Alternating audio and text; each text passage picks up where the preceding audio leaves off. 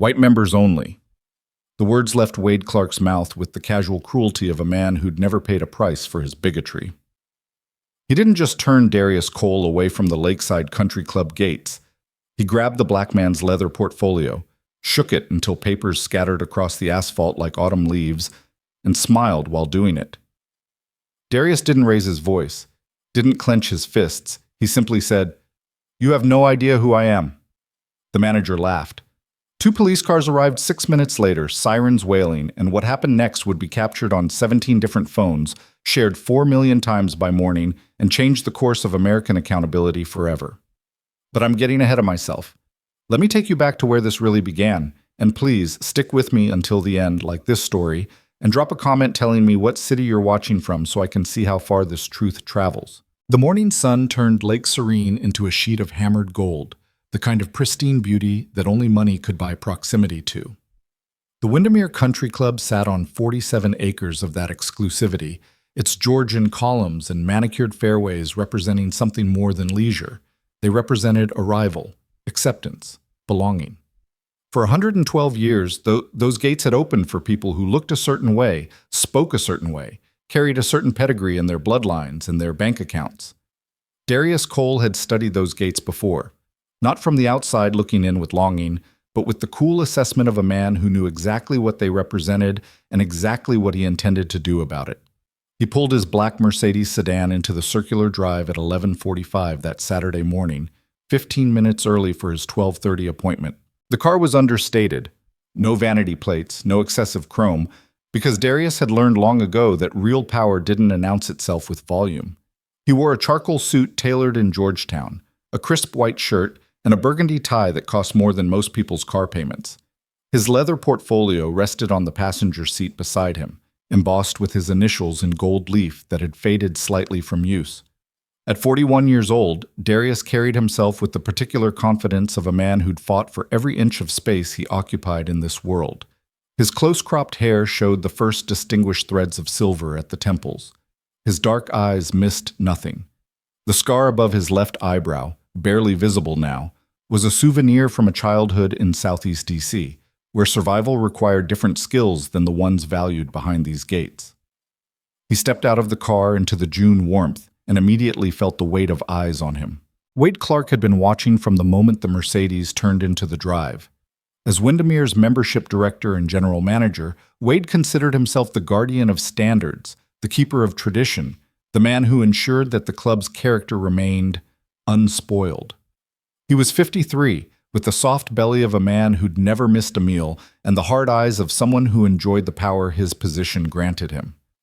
Wade had seen attempted intrusions before, people who thought money alone could buy them access to Windermere's dining rooms and golf greens, who didn't understand that wealth was merely the entry fee, pedigree was the password.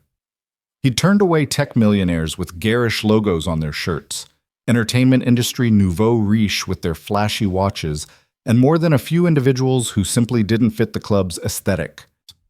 This black man stepping out of that Mercedes with his expensive suit and leather portfolio was exactly the kind of problem Wade had been hired to solve.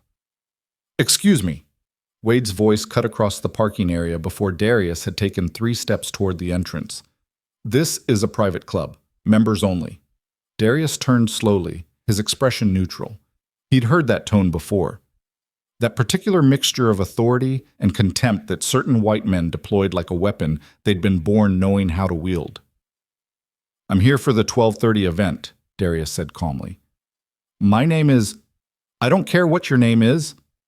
Wade closed the distance between them, his chest puffed out, his face already flushing with the anticipation of confrontation.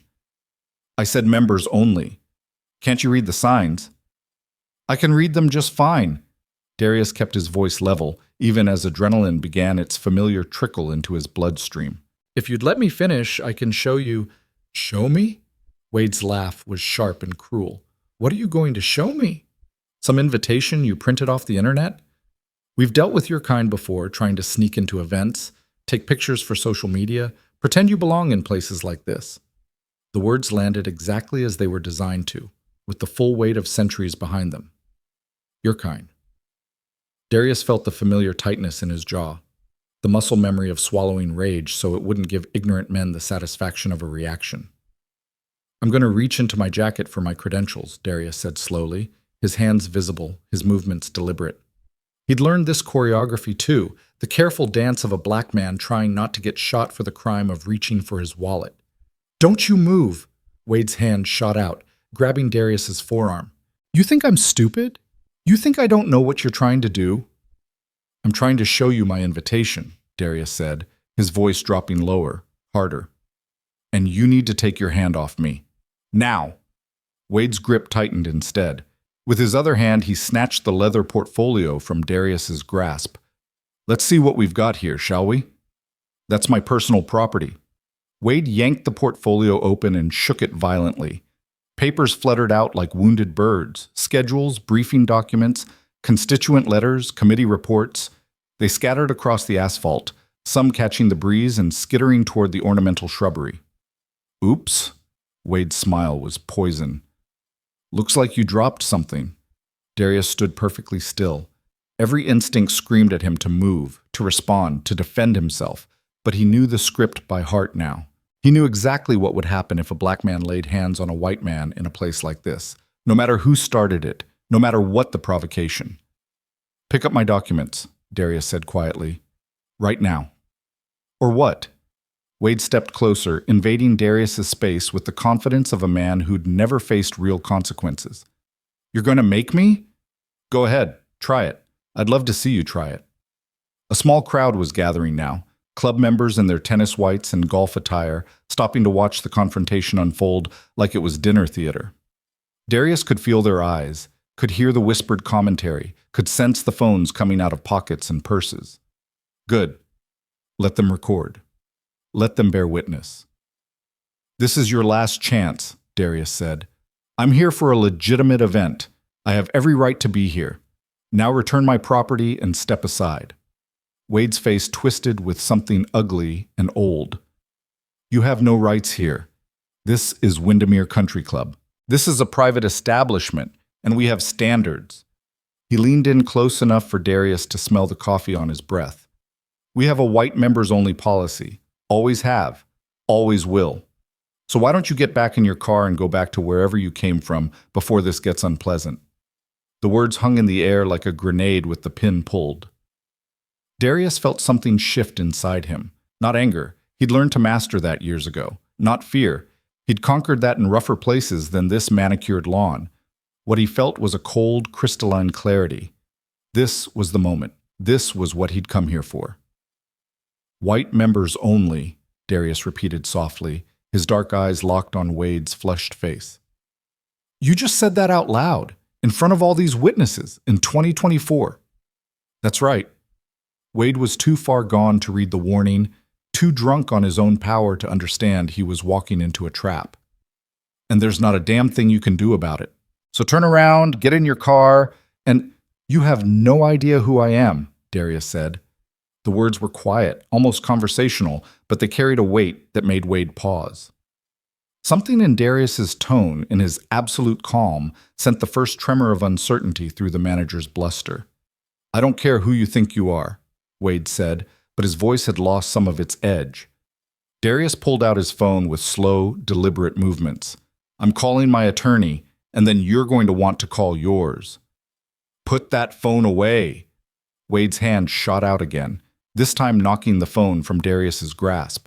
It clattered across the pavement, the screen cracking against the asphalt. That's when the first siren sounded in the distance. I already called the police, Wade announced triumphantly to the gathered crowd. Before I even came out here, the moment I saw him pull in. We've had problems with trespassers before, people trying to crash events, and I'm not taking any chances. Darius knelt slowly to retrieve his damaged phone and the scattered papers, his movements careful and measured. He was acutely aware of every eye on him, every phone recording, every potential misinterpretation of his actions. I wouldn't do that if I were you, Wade said, standing over him. Might look like you're reaching for something, and when the police get here, I'm going to tell them you were behaving in a threatening manner, that I felt unsafe, that you appeared to be reaching for a weapon. Darius looked up from his crouch, meeting Wade's eyes. Are you really going to do this? Are you really going to make that lie? Who's lying? Wade spread his hands to the crowd. I'm protecting our members, protecting our property. From a trespasser who refuses to leave when asked and who's becoming increasingly aggressive. The sirens were closer now. 2 squad cars from the Lakeside Township Police Department came screaming up the drive, lights flashing, gravel spraying as they skidded to dramatic stops that bracketed Darius's Mercedes. 4 officers emerged with the practiced urgency of men responding to a potentially dangerous call. The first out was Officer Mason Hart, 29 years old, 5 years on the force, and the kind of cop who'd learned to see threats first and ask questions never. His hand rested on his service weapon as he assessed the scene. The second was Detective Graham Voss, 15-year veteran, 3 commendations for bravery, and 0 patience for what he called political correctness interfering with police work. He'd been at the station when the call came in about a suspicious individual causing a disturbance at Windermere, and decided to tag along. Places like Windermere were where influential people lived, the kind of people who called the chief directly, who sat on city council, who made or broke careers. Officers, thank God you're here. Wade rushed toward them, his voice pitched to carry across the parking area. This man tried to force his way into a private event. When I asked him to leave, he became hostile. He reached for something in his jacket. I don't know if it was a weapon. And when I tried to protect myself, he threatened me. Darius had risen to his feet, his hands visible at his sides, his posture carefully non-threatening. He'd been through this before, knew the script, understood that the next 60 seconds would determine whether he went home tonight or ended up as another hashtag, another statistic, another black man who should have just complied. Sir, step away from the vehicle, Hart ordered, his hand still on his weapon. Keep your hands where I can see them. Officer, my name is Darius Cole, Darius said clearly, his voice calm despite the hammering of his heart. I'm here for a scheduled event. This man assaulted me, destroyed my property, and made discriminatory statements. I'd like to file a complaint. He's lying, Wade cut in smoothly. I never touched him. He's the one who became physical when I asked him to leave private property. Sir, I need you to be quiet for a moment, Hart said to Wade, but his eyes never left Darius. Sir, do you have identification? I do. It's in my jacket pocket. I'm going to reach for it slowly. Keep your hands visible, Hart snapped. Johnson, keep eyes on his hands. A third officer moved to flank Darius as he carefully reached into his jacket. His fingers found his wallet, the leather soft from years of carrying, heavy with the weight of what it contained. I'm U.S. Senator Darius Cole, he said as he extracted the wallet. I'm here for a fundraising event scheduled for 12:30 this afternoon. I have my Senate credentials, my invitation, and Senator? Voss laughed, a harsh bark of disbelief. You're telling us you're a United States Senator? That's exactly what I'm telling you. Darius opened the wallet, revealing the official Senate identification card, the Congressional Building Access Badge, the business cards with the Senate seal embossed in gold. Hart stepped closer, squinting at the credentials. His expression flickered, confusion, doubt, the first seeds of concern. This could be fake. Anyone can print. It's not fake, Darius said quietly. And you know it's not fake. You can verify my identity with a single phone call. I don't care if he's the president, Wade interjected, his voice rising. This is private property. We have rules. We have standards. And he's trespassing. Voss had moved closer now, studying Darius with the calculating gaze of a man trying to figure out which way the wind was blowing. Senator Cole, Darius Cole from D.C. I've seen you on the news. You're the one who's been pushing that police accountability bill. It wasn't a question. It was an accusation. I am, Darius said evenly. And right now, I'm asking you to do your job. This man assaulted me, made racial discriminatory statements, destroyed federal documents, and filed a false police report. I want him arrested. Arrested? Wade's laugh was shrill now, edged with panic. I'm the victim here. He's the one who... He said, white members only, Darius interrupted, his voice cutting through Wade's protests. He said it clearly, deliberately, in front of multiple witnesses. He grabbed my arm. He destroyed my property. And he admitted to calling you before he even approached me, which means this was premeditated harassment based on my race. The crowd had swollen now. At least 30 people ringed the scene, phones raised, recording everything. Darius could see some of them whispering, connecting the dots, recognizing him from cable news, from committee hearings, from the viral video of his speech on the Senate floor 3 months ago about dignity and accountability. "Everybody put your phones away," Voss ordered, but nobody moved. If anything, more phones came out. "Officers, I'm going to say this once more," Darius said, his voice carrying across the parking area with the authority of someone who'd spent years commanding Senate chambers. "I am here legally for a scheduled event. I have committed no crime. This man has committed several. I want to file charges, and I want it done by the book. Are you going to take my statement, or are you going to continue treating me like a suspect?" Hart and Voss exchanged a look. The math was bad and getting worse. If this really was Senator Cole, and the credentials looked legitimate, the face matched the news footage, then they were standing in the middle of a Category 5 political shitstorm, but backing down now, in front of all these club members, admitting they'd treated a senator like a common criminal. Voss made his decision. "Sir, I need you to put your hands behind your back." The words fell into shocked silence. "Excuse me?" Darius's voice remained calm, but something dangerous flickered behind his eyes. "You heard me? Hands behind your back. We're going to sort this out at the station." "You're arresting me?" Darius didn't move. "On what charge?" "Trespassing, creating a public disturbance, and resisting lawful orders from a peace officer." "I have not resisted any orders. I have not trespassed. And the only disturbance here is the one created by this man's discrimination and your refusal to address it. Hands behind your back. Now." Voss's voice hardened. "Or we'll add resisting arrest to the list." Darius looked at Hart, then back to Voss, then out at the crowd with their cameras raised. He saw the trap closing, saw the no-win scenario unfolding. Comply and give them what they wanted. Resist and give them an excuse to use force. This was the machinery of injustice in action, the system protecting itself and its own. But they didn't know about the body camera. They didn't know about the ownership papers in his car. They didn't know about the federal investigation already underway. "I will comply," Darius said clearly, "for the cameras, for the record, for the lawsuit he would file before sunset. But I am complying under protest. I am innocent of any crime, and you are violating my constitutional rights." He turned and placed his hands behind his back. The handcuffs clicked into place with a sound like a cell door closing. Wade Clark stood to the side, arms crossed, a small smile playing at the corners of his mouth. He'd won. The threat had been neutralized. Order had been restored. He had no idea he'd just lit the fuse on an explosion that would destroy everything he'd spent his career building. As Hart and Voss led Darius toward the squad car, a woman's voice cut through the crowd. "That's Senator Cole! I recognize him! What are you doing?" "Ma'am, step back," Hart ordered. "I'm a member here," the woman protested. "I'm on the event committee. He's supposed to be speaking today. He's the guest of honor."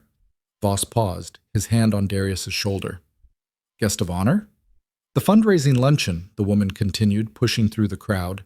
Her name was Victoria Brennan, 72 years old money from a banking family, and someone who'd actually read the invitation before putting it in her calendar. "Senator Cole is delivering the keynote address. He's been scheduled for months." Wade's face had gone white. "That's impossible. We don't allow—" He caught himself, but too late. "Don't allow what, Wade?" Victoria's voice could have cut glass. "Don't allow what exactly?" I wasn't informed of any event today featuring—" "You sent the confirmation email yourself last week," Victoria said coldly. "I have it on my phone. Would you like me to show these officers?" But Voss had already made his calculation. Admitting the mistake now meant humiliation. Following through meant power. "Ma'am, we're investigating a disturbance.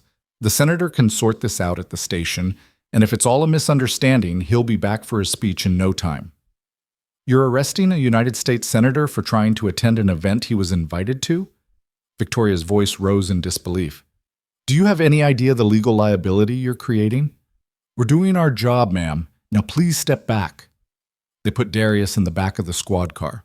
Through the window, he watched Wade Clark standing in the parking lot, watched Victoria Brennan arguing with the officers, Watch the crowd with their phones still raised, still recording, still bearing witness to an injustice so casual it happened in broad daylight, with badges and authority giving it legitimacy.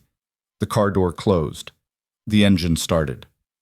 And Darius Cole, United States Senator, war veteran, lawyer, and the son of a janitor who'd taught him that dignity was something no one could take from you, smiled. They had no idea what was coming. The Lakeside Township Police Station was a low brick building that tried to project authority through architecture, but mostly achieved bureaucratic blandness. Detective Voss led Darius through the back entrance, avoiding the front desk where curious eyes might ask inconvenient questions. The processing room smelled like industrial cleaner and old coffee. Fluorescent lights hummed overhead, casting everything in that particular shade of institutional green that seemed designed to sap hope from anyone who entered. "Empty your pockets," Voss ordered.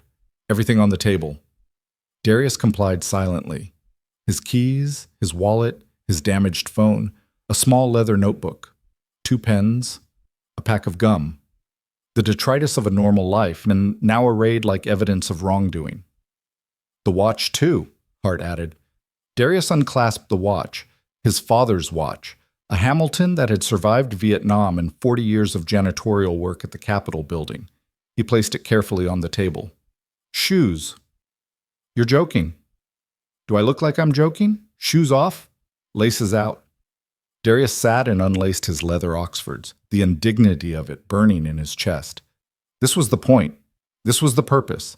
To strip away dignity, to remind him of his place, to make him feel powerless regardless of titles or credentials. But Darius had learned about power in places far darker than this sterile room. He'd learned it in the Helmand province, where he'd led men through minefields and ambushes. He'd learned it in law school, where he'd been one of 3 black students in his Yale class. He'd learned it in the Senate, where he'd mastered the art of political chess while maintaining his soul. This was nothing. "Fingerprints," Voss said, pulling out the digital scanner. "You're processing me?" Darius kept his voice level. "For what charge specifically?" "Trespassing on private property, creating a public disturbance, and resisting lawful orders. I did none of those things, and you know it. That's for the court to decide." Voss grabbed Darius's hand, pressing his fingers against the scanner with more force than necessary. "Right hand first." The scanner beeped. Voss moved to the left hand. "I'm requesting to make a phone call," Darius said. "You'll get your call when I'm ready to give it to you." "That's not how this works. I'm entitled to—" "You're entitled to what I say you're entitled to." Voss released Darius's hand and crossed his arms. "You politicians think you're special. Think the rules don't apply to you. Well, in here, you're just another suspect who needs to learn some respect for law enforcement." Darius met his gaze steadily. "Is that what this is about? My accountability bill? You saw me on the news, recognized my work to reform qualified immunity, and decided to teach me a lesson? I decided to do my job, which is responding to complaints about suspicious persons on private property." Suspicious. Darius let the word hang between them. "I was suspicious because I'm black. Wade Clark called you before he even spoke to me because a black man in an expensive car pulling up to his club was automatically suspicious. And you're going along with it because either you're too stubborn to admit you made a mistake, or you actually agree with him." Hart shifted uncomfortably by the door, but Voss's expression didn't change. "You want to make this about race? Fine, let's talk about race." Voss leaned against the table. "You know how many calls we get from Windermere about people who don't belong there? About individuals trying to sneak onto the property, trespass, cause problems? We've had robberies, we've had assaults, we've had people show up claiming they're members or guests, and it turns out they're con artists or worse. So excuse me for taking a manager's concern seriously when he says someone is refusing to leave private property." "Did any of those previous calls involve someone with Senate credentials? Credentials can be faked. Did any of them involve someone whose identity could be verified with a single Google search? A single phone call to the Capitol Police?" Voss said nothing. "You didn't verify because you didn't want to," Darius continued quietly. "Because if you verified and I was telling the truth, you'd have to admit you made a mistake. You'd have to apologize to a black man in front of all those white club members. And that was unacceptable to you, so you doubled down. You arrested me instead. I arrested a trespasser who was causing a disturbance. You arrested a United States Senator for trying to attend an event he was invited to, in a club where he is not only a guest, but a majority shareholder. The words fell like a bomb in the small room. Hart's head snapped up. What? Darius smiled, cold and humorless. I own 51% of Windermere Country Club. Acquired it through a shell corporation over the past 8 months. The final paperwork cleared last week, so when Wade Clark told me this was private property, he was absolutely right. It's my property. When he said I was trespassing, he was committing assault and false imprisonment on the property owner. And when you arrested me based on his complaint, you became accessories to a civil rights violation that's going to cost this department millions. Voss had gone pale. You're lying. The purchase documents are in my car, along with the correspondence between my attorneys and the previous ownership group, along with my plans to use my controlling interest to completely overhaul the club's membership policies, hiring practices, and operational procedures. Darius's voice remained calm, conversational.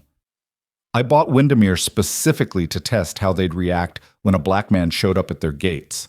Wade Clark failed that test spectacularly.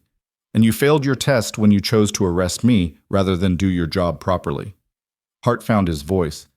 Detective, maybe we should— Shut up, Voss snapped.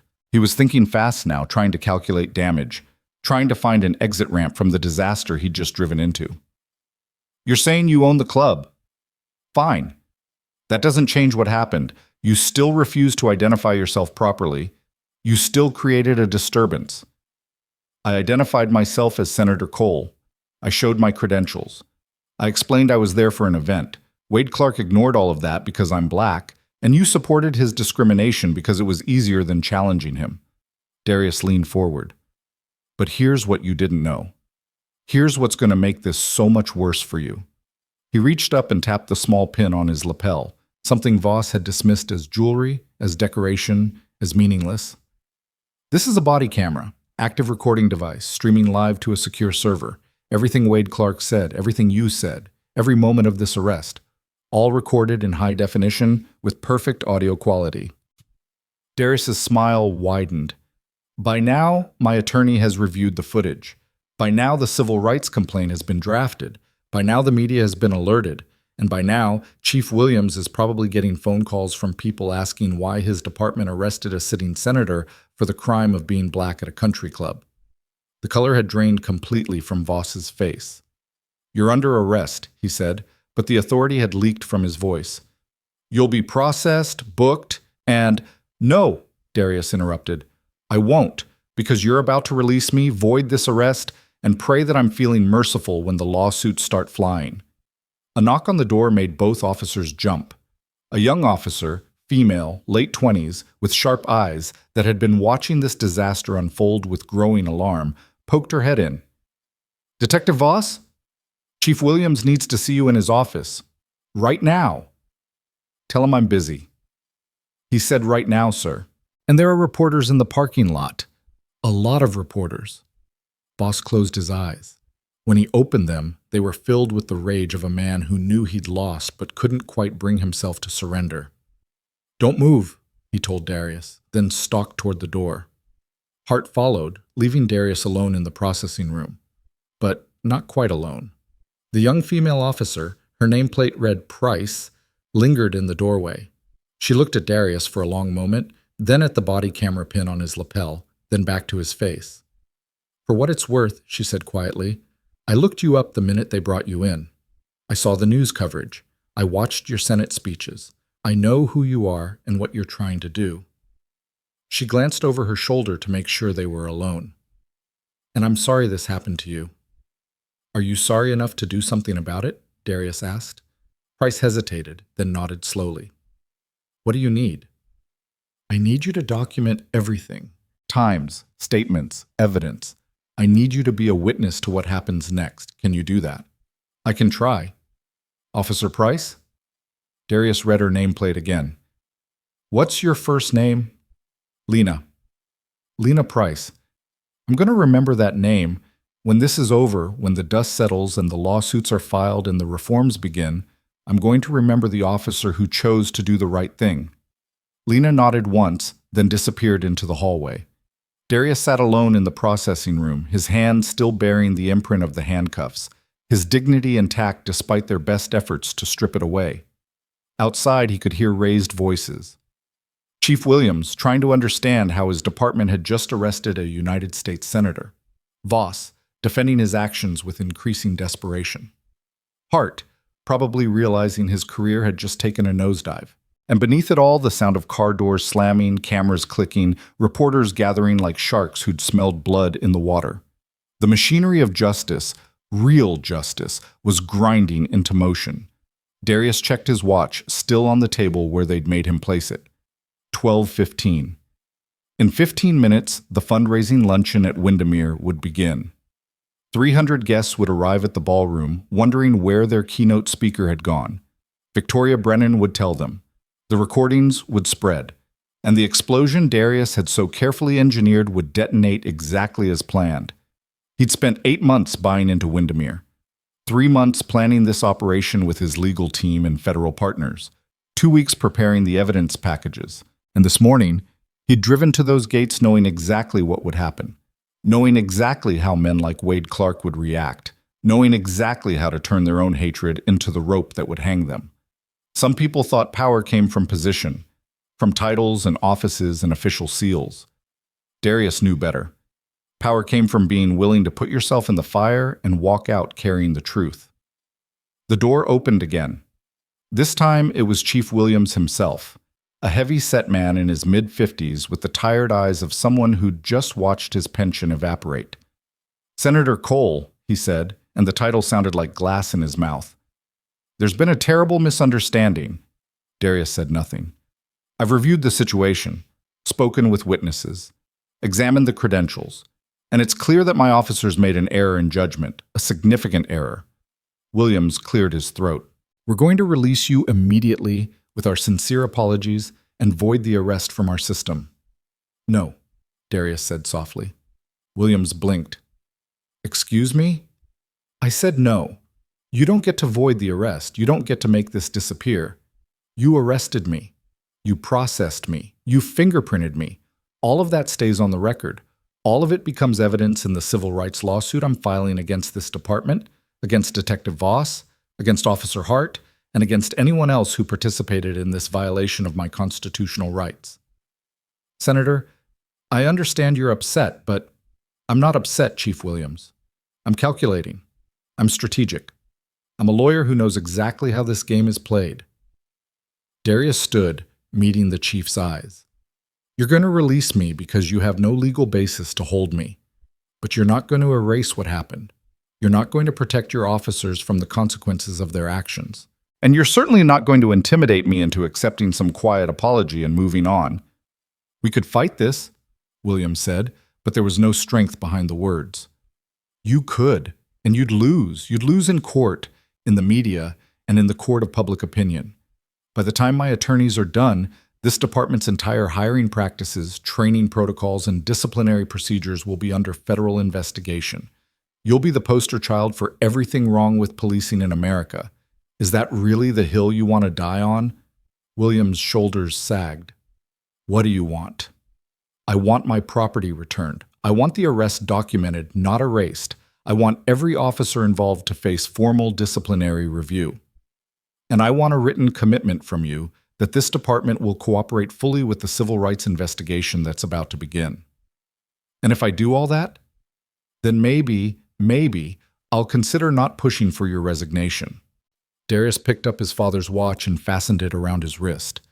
"But that's as merciful as I'm feeling right now." Williams nodded slowly. "Price, get in here and return Senator Cole's belongings, all of them, and escort him out through the front entrance." "The front entrance?" Darius raised an eyebrow. "The press is already there. Might as well give them their photo op." Williams's expression was bitter. "Better you walk out on your own than us having to explain why we're still holding you." Lena Price appeared and began gathering Darius's belongings with careful precision. Her movements were deliberate, professional, and Darius noticed she was documenting everything, item by item, on a tablet. "Your phone is damaged," she said. Would you like to file a property destruction report? Yes, I would. She made a note. And the papers that were scattered in the parking lot at Windermere, should I list those as well? Please do. Federal documents, Senate correspondence, committee briefings, all destroyed by Wade Clark's assault. Williams flinched at the word assault, but said nothing. As Lena helped Darius gather everything, she leaned close and whispered, I made copies. Of everything, the arrest report, the processing forms, the initial complaint from the club, all of it. Darius met her eyes and nodded slightly. An ally, a witness, someone who might actually believe that the oath she'd sworn meant something. Senator Cole, Williams said as Darius prepared to leave. For what it's worth, I'm sorry, genuinely sorry. This isn't who we want to be as a department. Darius paused at the door. Then be better, train better, hire better. And when your officers violate someone's rights, hold them accountable. Otherwise, your apologies don't mean anything. He walked out of the processing room, through the station's hallways, past the desks where officers stopped their work to stare, past the booking area where other suspects waited in handcuffs, toward the front entrance where he could already see the camera lights blazing. Lena walked beside him, a silent guardian, a witness to his dignity. At the door, Darius paused and looked down at his wrists. The marks from the handcuffs were still visible, red lines against his dark skin, evidence of the metal's bite. He didn't try to hide them. He pushed open the door and stepped into the afternoon sun, into the glare of cameras, into the storm of questions shouted by 24 reporters who'd gotten word that a United States senator had been arrested at a country club.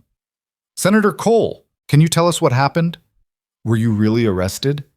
Is it true the club discriminated against you? Are you planning to sue?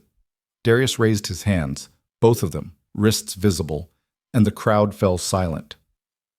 My name is Darius Cole, he said, his voice carrying across the parking lot. I am a United States Senator, a military veteran, and as of last week, the majority owner of Windermere Country Club.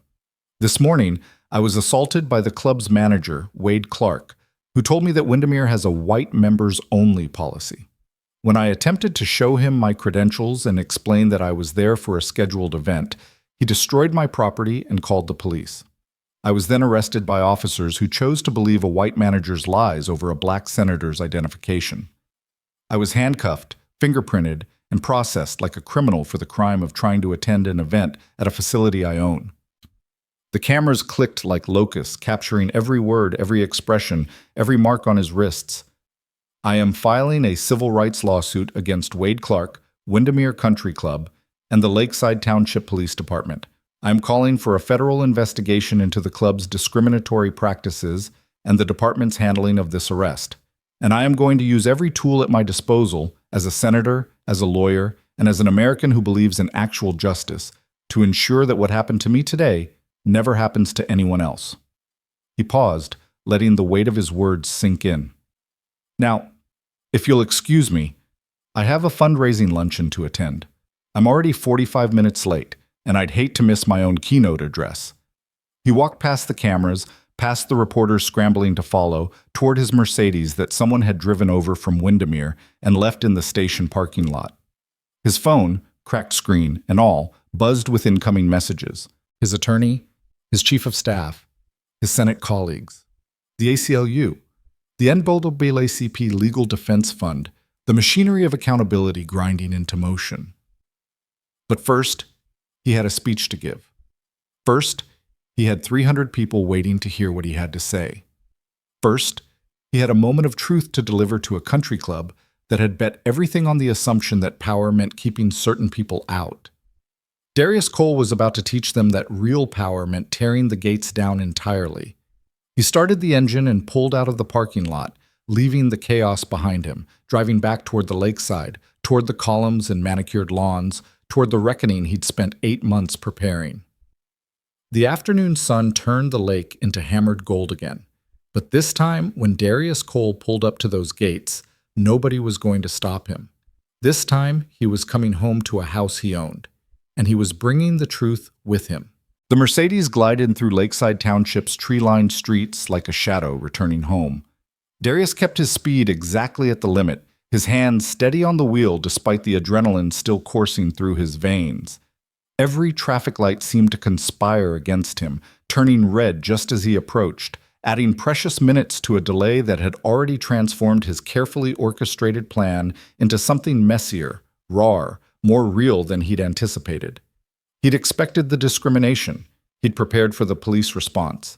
He'd even calculated the media coverage down to the probable number of news vans that would show up. What he hadn't fully accounted for was the feeling, the visceral cellular memory of those handcuffs clicking shut, the institutional fluorescence of that processing room, the casual cruelty in Detective Voss's eyes when he decided that humiliating a black man mattered more than admitting a mistake. Darius had spent his entire adult life in rooms where he wasn't supposed to be. Senate chambers, military command centers, Yale lecture halls, country club board meetings. He'd learned to armor himself against the thousand small cuts of discrimination, to transform rage into fuel, to smile while calculating exactly how to dismantle the systems that sought to diminish him.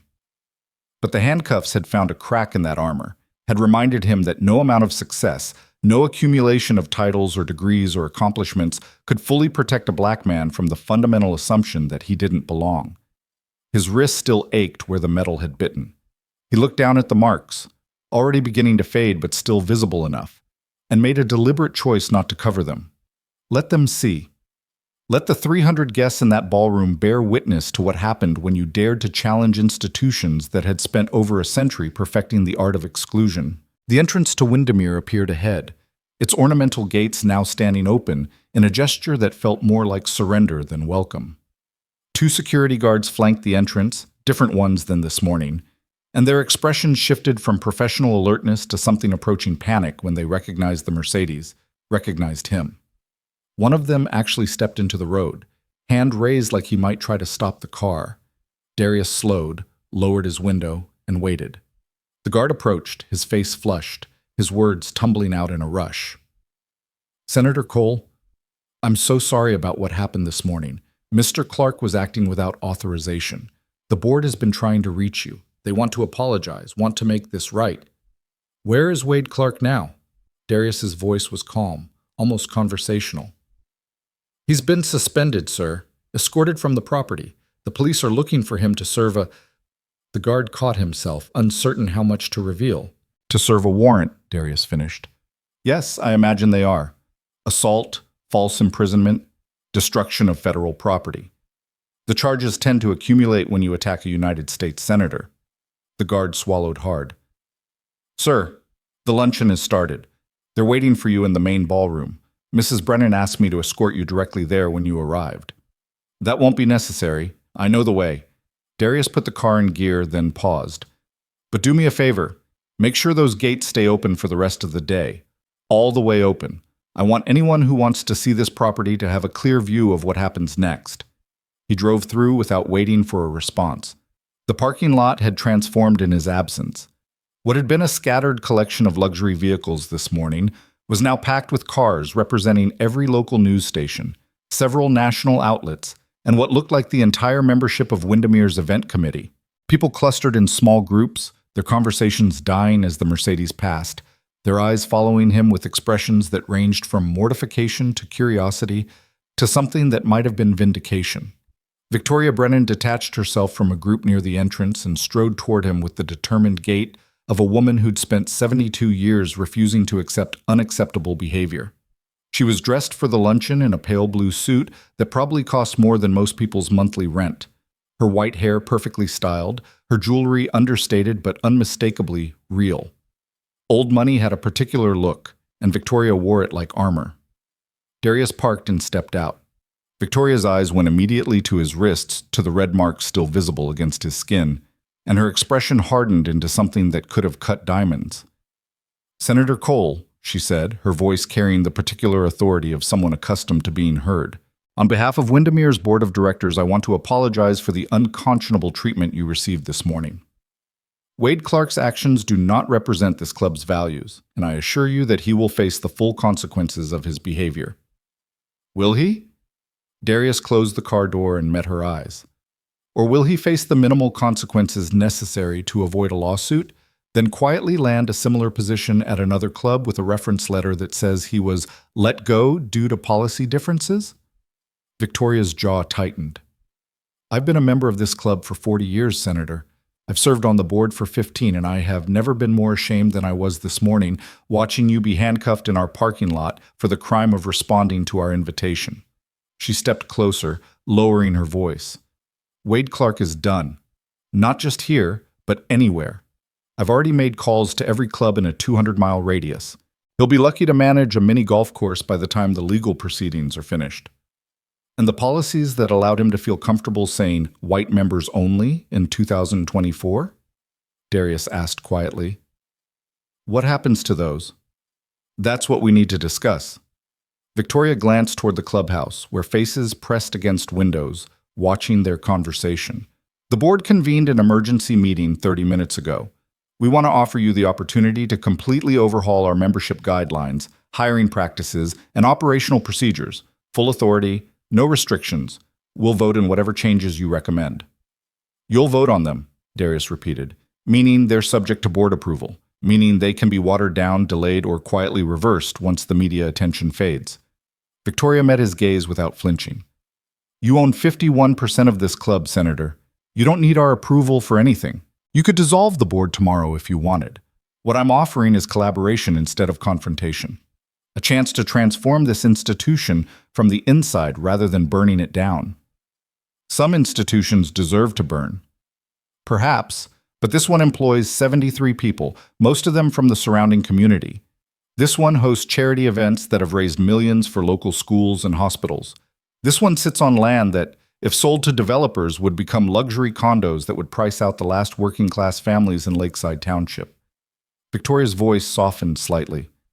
I'm not asking you to forgive what happened. I'm asking you to consider whether destruction serves your goals better than reconstruction. Darius studied her face, looking for the calculation beneath the words, the self-interest masquerading as principle. But all he saw was genuine shame and something that looked like hope. Hope that he might be willing to build instead of demolish, to transform instead of destroy. 300 people are waiting for you inside, Victoria continued. They've heard what happened. Many of them are appalled. Some are in denial. A few, I'm ashamed to say, probably agree with Wade Clark's actions, even if they won't admit it publicly. But they're all there, and they're all waiting to hear what you have to say. You have an audience, Senator, a captive one. Whatever message you want to send about accountability, about change, about the cost of discrimination, you can send it right now to people who need to hear it. Is that why you invited me to speak today? Darius asked. Because you knew something like this might happen? Victoria's smile was thin and knowing. I invited you because you're a compelling speaker, and your political platform aligns with issues our donor base cares about. But did I think your presence here might force some uncomfortable conversations about who we are and who we want to be? Yes. Did I hope it might accelerate changes that have been moving at glacial speed? Absolutely. Did I imagine Wade Clark would be stupid enough to actually say white members only out loud where witnesses could hear him? She shook her head. Even I didn't think we'd sunk that low. Darius glanced at his watch. 1:15. The luncheon had officially started 45 minutes ago. His keynote was supposed to begin at 1:30, which meant he had approximately 15 minutes to decide whether he was going to use this platform to burn Windermere to the ground or attempt the infinitely harder work of forcing it to evolve. Walk with me, he said. They moved toward the clubhouse together, their footsteps echoing across pavement that had witnessed his humiliation just hours earlier. The scattered papers had been gathered, probably by some embarrassed staff member who'd watched the whole scene unfold. But the memory of them fluttering across the asphalt like wounded birds remained vivid in Darius's mind. Tell me about the staff, Darius said as they walked. The 73 employees you mentioned. How many of them are people of color? Victoria's pause told him everything before she spoke. 12, mostly in kitchen and maintenance positions. And in management? On the events team? In member-facing roles? We've had difficulty recruiting diverse candidates for those positions. Difficulty recruiting or difficulty imagining them in those roles? Victoria's silence was answer enough. They reached the entrance where the massive oak doors stood open, revealing the marble foyer beyond. Darius could hear the murmur of conversation from the ballroom, could feel the weight of expectation pressing down like a physical force. "What do you really want, Senator?" Victoria asked quietly. "What would actually satisfy you? What would make what happened this morning mean something beyond another viral video and another lawsuit settlement?" Darius stopped just outside the doors and turned to face her. "I want the impossible. I want an institution that spent 112 years perfecting the art of exclusion to genuinely commit to inclusion. I want policies that can't be quietly ignored when convenient. I want hiring practices that actually seek out diverse candidates instead of maintaining homogeneity through selective recruitment. I want a club that represents the community it exists in, not the fantasy of what that community used to be." "That is impossible," Victoria said. "With our current membership, our current culture, our current resistance to change, you're right. It is impossible. Then we change the membership. We change the culture. We make resistance expensive enough that people either evolve or leave." Darius's voice hardened. "I bought 51% of this club specifically to force that change. I knew Wade Clark would reveal himself. I knew the discrimination was institutional, not individual. And I knew that the only way to prove it was to put myself in the position to experience it firsthand." Victoria's eyes widened slightly. "You planned this. All of it." Not the arrest. That was Voss and Hart deciding their pride mattered more than their judgment. But the confrontation, the exposure? Yes, I planned that. He gestured toward the clubhouse. "And now I'm going to go in there and tell 300 people exactly what kind of institution they've been supporting. I'm going to show them the footage from my body camera. I'm going to read Wade Clark's statements verbatim. And I'm going to give them a choice: participate in genuine transformation or watch me dismantle this place brick by brick." "They'll fight you. Some of them." "Good. Let them fight. Let them reveal themselves the way Wade Clark did. Because that's the only way real change happens. When the cost of maintaining the status quo becomes higher than the discomfort of evolution." A young woman in staff uniform appeared in the doorway, her expression anxious. "Mrs. Brennan, they're asking if Senator Cole has arrived. People are getting restless." Victoria looked at Darius. "Are you ready?" He thought about the question. Ready to walk into a ballroom full of people who belonged to a club that had just arrested him for trying to attend their event? Ready to stand at a podium bearing the marks of handcuffs and explain to wealthy donors why their charity couldn't exist alongside institutional racism? Ready to transform rage and humiliation into something constructive, something that might actually create lasting change? "No," Darius said honestly, "but I'm doing it anyway." They walked through the marble foyer together. The clubhouse interior was exactly what Darius had expected. Soaring ceilings, crystal chandeliers, oil paintings of past club presidents staring down from the walls like disapproving ancestors. The architecture of privilege designed to make certain people feel at home and others feel like intruders. But he wasn't an intruder anymore. He was the owner. The ballroom doors stood open ahead, and Darius could see the crowd inside. 300 people seated at round tables draped in white linen, their plates half finished, their conversations creating a low hum of anticipation. He saw news cameras positioned along the back wall, saw reporters with their notebooks ready, saw Victoria's fellow board members clustered near the head table with expressions ranging from horror to calculation. And there, in the front row, he saw someone unexpected. Lena Price sat in full uniform, her posture perfect, her eyes locked on him with an intensity that suggested she'd fought to be here, that she'd made a choice that was probably going to cost her professionally. Their eyes met across the ballroom, and she nodded once. A witness, an ally, someone who'd decided that principles mattered more than career advancement. "Ladies and gentlemen," Victoria's voice rang out across the ballroom as she stepped to the microphone. "Thank you for your patience during this unusual delay. As many of you have heard, there was an incident in our parking lot this morning. An incident that should never have happened and that has prompted serious reflection about who we are as an institution." She paused, letting the words settle. "It is my honor and my privilege to introduce our keynote speaker, though the introduction feels inadequate given what this club has put him through today. He is a United States Senator, a decorated military veteran, a graduate of Yale Law School, and as of last week, the majority owner of Windermere Country Club. Please welcome Senator Darius Cole. The applause was scattered and uncertain, like people weren't quite sure what response was appropriate. Darius walked to the podium through that awkward silence, his footsteps echoing on the hardwood floor, every eye in the room tracking his movement. He reached the microphone and looked out at the sea of faces, mostly white, mostly wealthy, mostly people who'd probably never experienced being handcuffed in a parking lot for the crime of existing in a space someone else didn't think they belonged. "Thank you, Victoria," Darius said, his voice steady and clear. "Though I have to say, being introduced as the owner of a club that arrested me this morning has a certain irony to it." A nervous titter ran through the crowd.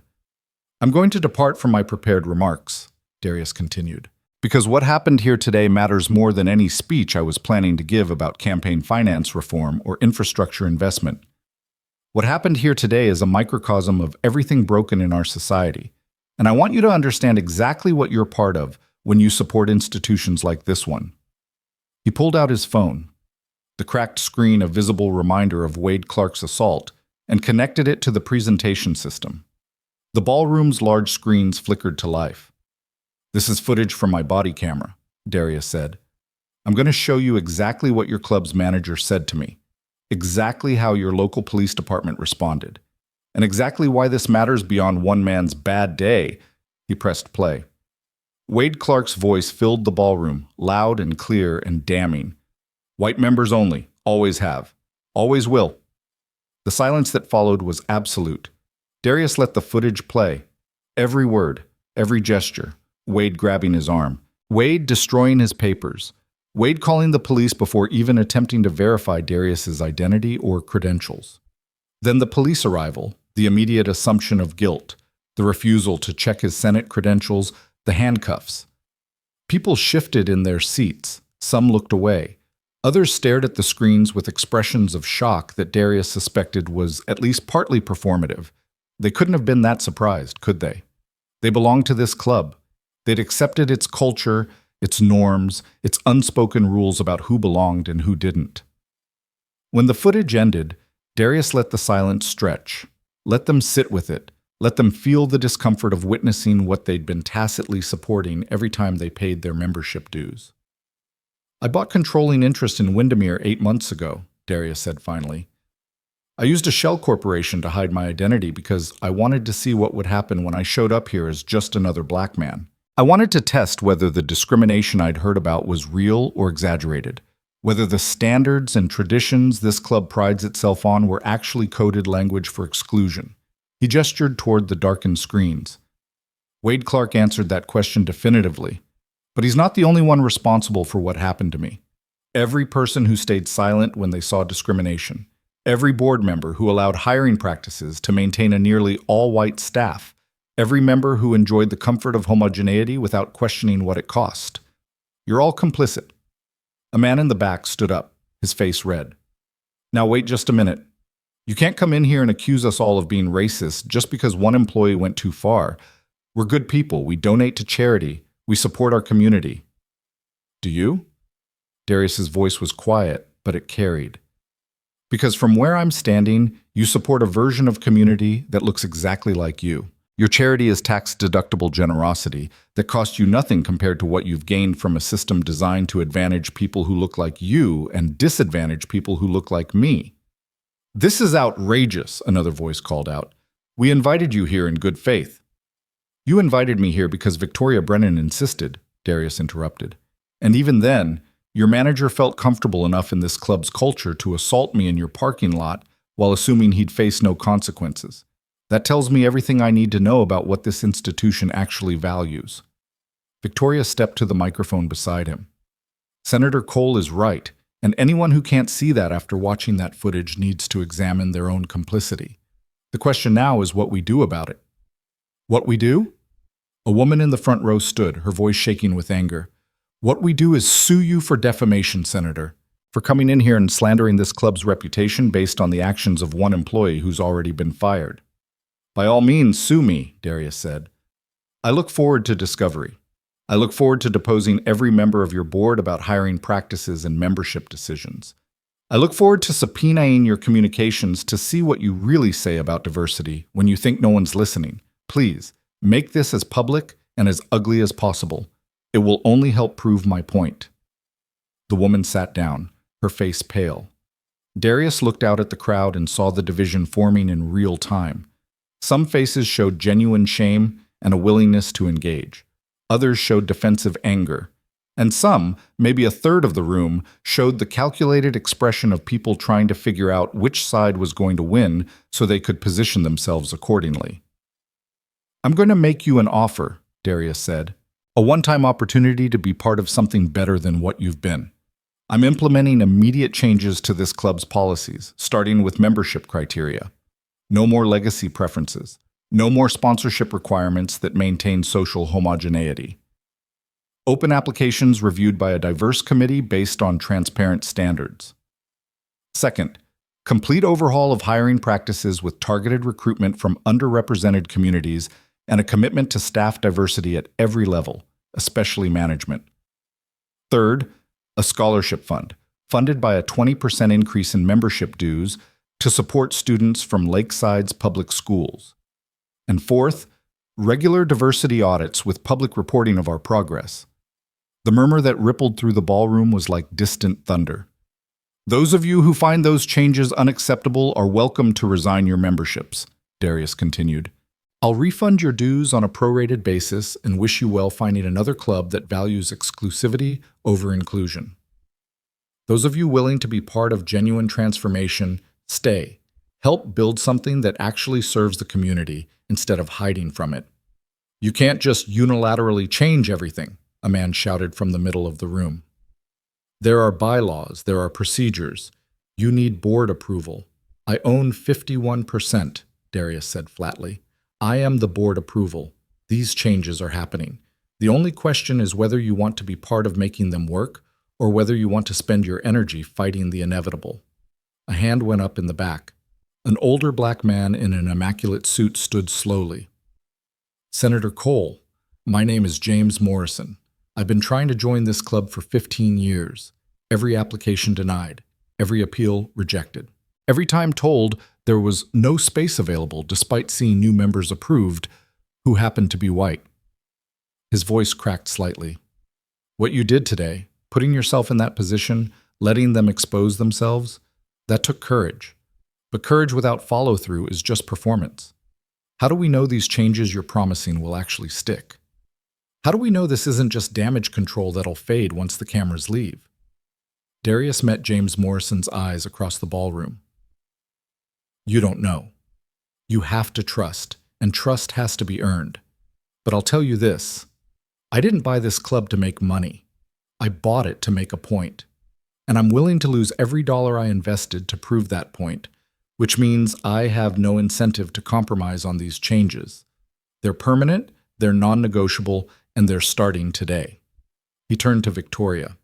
"Your first board meeting under the new policies convenes tomorrow at 9 a.m. I want a comprehensive review of every membership application that's been rejected in the past 20 years. Mr. Morrison's applications included. I want explanations for every rejection. Real explanations, not bureaucratic doublespeak. Can you make that happen?" Victoria nodded. "I'll have the files ready." "Good." Darius looked back at the crowd. "I also want a full audit of employee files. I want to know why your 73 employees include only 12 people of color. I want to know what your hiring process looks like, what your interview questions are, and why certain candidates somehow never make it past the initial screening." A woman near the front raised her hand tentatively. "Senator, I'm Helen Park. I'm on the hiring committee, and I can tell you right now, we don't discriminate. We hire the best candidates regardless of background." "Do you?" Darius's voice was gentle but relentless. "Tell me, Ms. Park, when you're reviewing applications, what qualities do you look for? What makes someone seem like a good fit for Windermere?"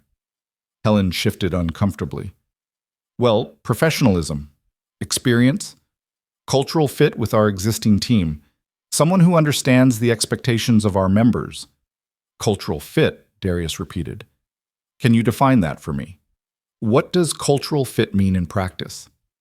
"It means It means someone who can communicate effectively with our membership, someone who understands the standards we maintain, someone who won't make our members uncomfortable. And who makes your members comfortable? Darius asked. People who look like them, talk like them, come from similar backgrounds? Because that's not cultural fit, Ms. Park. That's homogeneity masquerading as standards. Helen's face flushed. I resent the implication that I'm racist. I have black friends. I support civil rights. I vote for progressive candidates. I'm not calling you racist, Ms. Park. I'm telling you that you're participating in a system that produces racist outcomes regardless of your personal beliefs. Intent doesn't matter when the impact is the same. A nearly all-white staff serving a nearly all-white membership in a community that's actually 30% people of color. Darius's voice softened slightly. But here's your chance to be part of changing that. Here's your opportunity to examine your assumptions about what professional means, what cultural fit requires, and whether the comfort of wealthy white members should be prioritized over equity and inclusion. The ballroom had gone quiet again, but it was a different quality of silence now.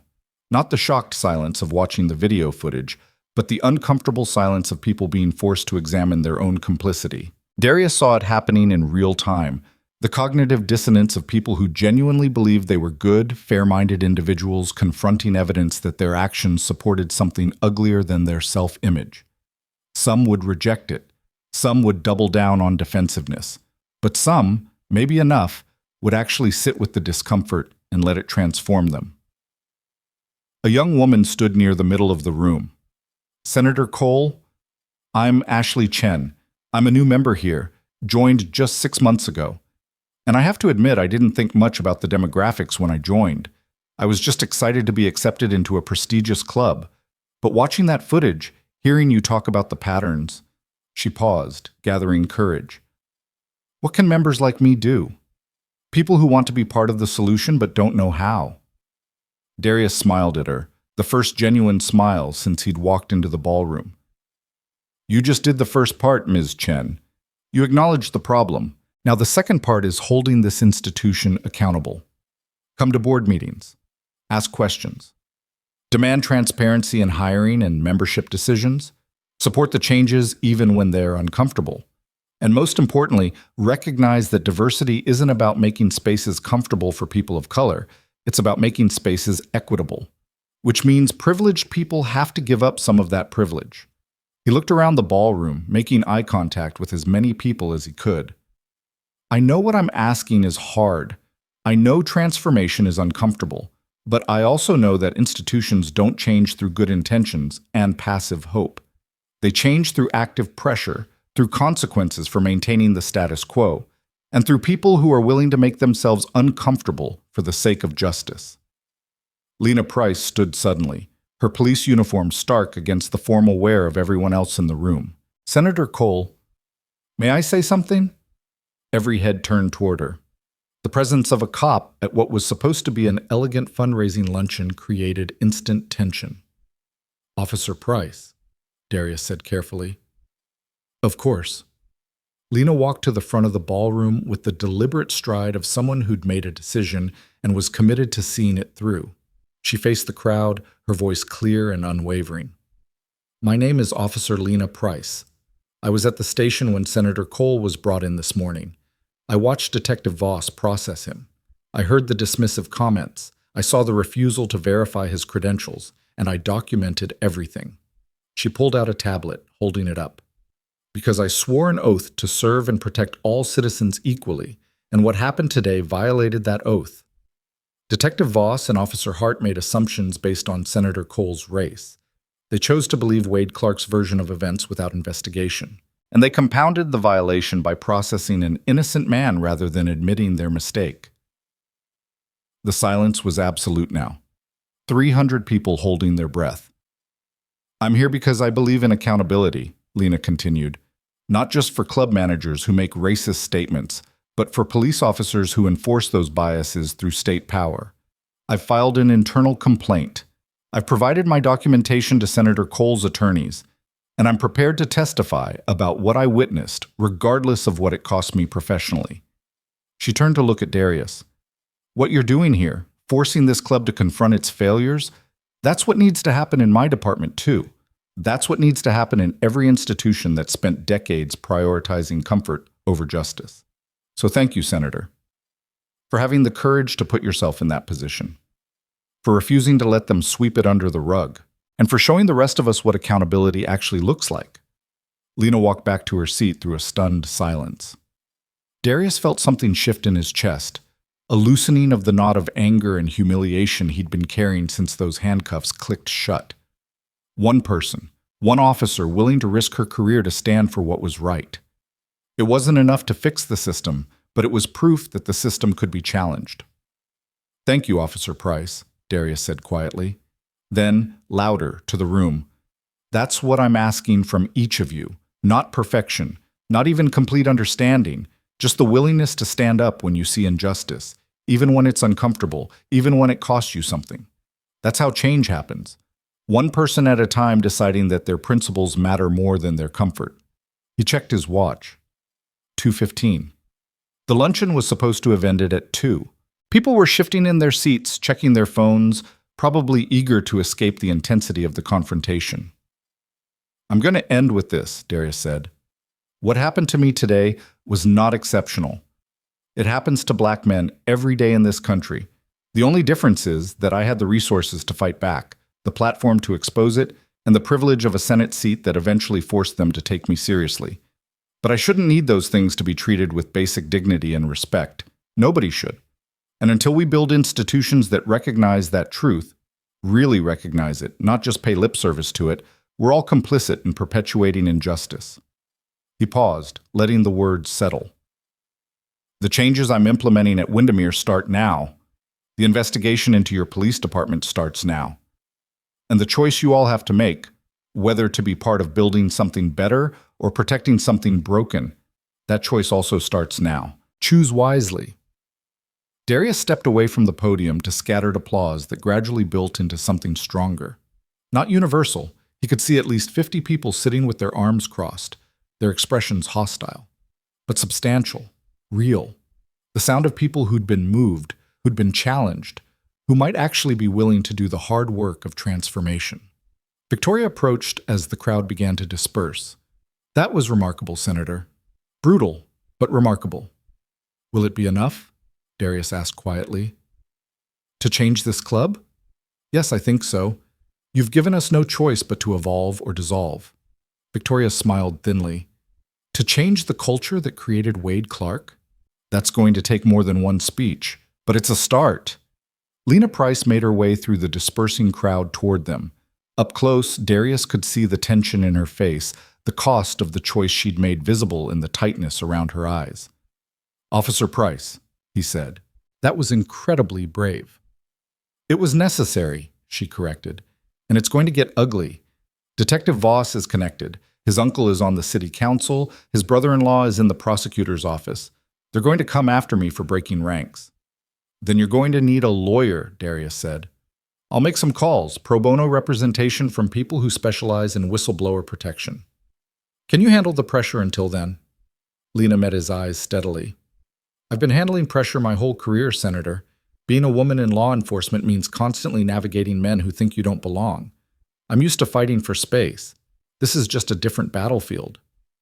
"It's the right battlefield," Victoria interjected. "And you're fighting on the right side. If there's anything Windermere can do to support you—" "There is," Lena said. "When Senator Cole's lawsuit against the department goes forward, I want this club's board to file supporting documentation. Evidence of Wade Clark's discriminatory practices. Evidence that this was institutional rather than individual. The more we can prove this was systematic, the harder it will be for them to dismiss it as one bad apple." Victoria nodded. "Consider it done." The three of them stood together in the emptying ballroom, an unlikely alliance formed through crisis. A senator who'd weaponized his own humiliation, a society matron who'd chosen evolution over entropy, and a young cop who'd decided principles mattered more than career advancement. "This is just the beginning," Darius said quietly. "You both understand that, right? Wade Clark will lawyer up, Voss and Hart will fight the charges, the department will close ranks. The club members who disagree with these changes will make trouble. This is going to get worse before it gets better." "Good," Lena said simply. Let it get worse. Let them expose themselves. Every overreaction, every defensive maneuver, every attempt to protect the system, it's all evidence of exactly what we're trying to fix. Darius's phone buzzed, his attorney finally getting through. He glanced at the screen and saw 17 missed calls, 43 text messages, and 6 voicemails. The machinery of justice was grinding into motion. I have to take this, he said apologetically. But I meant what I said. Both of you just became critical allies in something much bigger than fixing one country club or disciplining a few cops. You became proof that change is possible when people are willing to risk something real to make it happen. He walked toward the exit, already planning the next moves. Federal investigation into Lakeside PD's practices. Civil rights lawsuit with Lena's testimony as cornerstone evidence. Pressure on the prosecutor's office to actually charge Wade Clark instead of offering some plea deal that minimized the offense. And underneath all of it, the careful construction of a narrative that would force a national conversation about exactly how discrimination operated in 2024, not through burning crosses and violent mobs, but through assumptions and policies and the casual certainty that some people belonged and others didn't. Darius stepped out of the clubhouse into the late afternoon sun. The lake glittered in the distance, beautiful and serene, indifferent to the human dramas unfolding along its shores. He looked down at his wrists one more time. The marks were fading now, but they'd been photographed from every angle. They'd been captured on video. They'd been witnessed by 300 people and broadcast to millions more through social media. Evidence. Proof. The kind of documentation that made it impossible to deny what had happened or to claim it was exaggerated. His phone buzzed again. This time it was a text from James Morrison, the man who'd spoken up in the ballroom. My grandson is 14, brilliant kid, wants to be an engineer. I've been trying to show him that hard work and excellence matter more than the color of your skin. After 15 years of rejected applications to this club, I was starting to doubt that myself. Thank you for proving we can fight back. Thank you for showing him that justice is possible. I'll be at that board meeting tomorrow, and I'll keep coming until things actually change. Darius read the message twice, feeling the weight of responsibility settle onto his shoulders. He wasn't just fighting for himself anymore. He was fighting for James Morrison's grandson. For every kid who needed to believe the world could be fair. For every person who'd been told they didn't belong and had started to believe it. He typed back, "See you tomorrow at 9. Bring documentation of every rejection. We're building a case." The sun was beginning its descent toward the horizon, painting the sky in shades of orange and gold. In a few hours, the story of what happened at Windermere would be the lead on every evening news broadcast. By tomorrow, it would be national news. By next week, it would be the subject of congressional hearings and Justice Department investigations. But right now, in this moment, Darius was just a man standing in a parking lot where he'd been handcuffed that morning, feeling the weight of what came next pressing down like a physical force. The fight was just beginning, and he was ready. The news cycle devoured the story like a wildfire consuming dry timber. By 6 o'clock that evening, Darius's arrest footage had been viewed 8 million times across social media platforms. By 9, cable news networks were running continuous coverage with legal analysts dissecting every frame, every word, every implication of what had happened at Windermere Country Club. By midnight, the hashtag #WindermereGate was trending worldwide, and Darius's Senate office had fielded over 400 interview requests from media outlets spanning 6 continents. Darius watched it all unfold from his hotel room in downtown Lakeside, his laptop open to multiple news feeds, his phone buzzing with a relentless cascade of calls and messages he couldn't possibly answer. His chief of staff, Marcus Chen, had driven up from D.C. and now sat across from him in the suite's living area, his own laptop balanced on his knees, his expression oscillating between vindication and concern.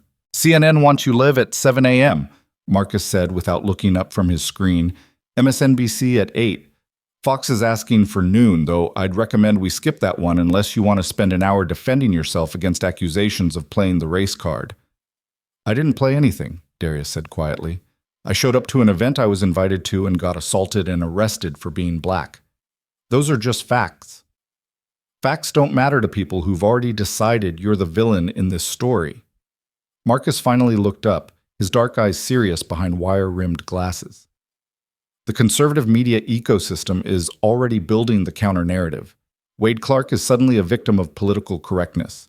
Voss and Hart were just doing their jobs responding to a legitimate complaint. You're an arrogant senator who engineered a confrontation to advance your police reform agenda.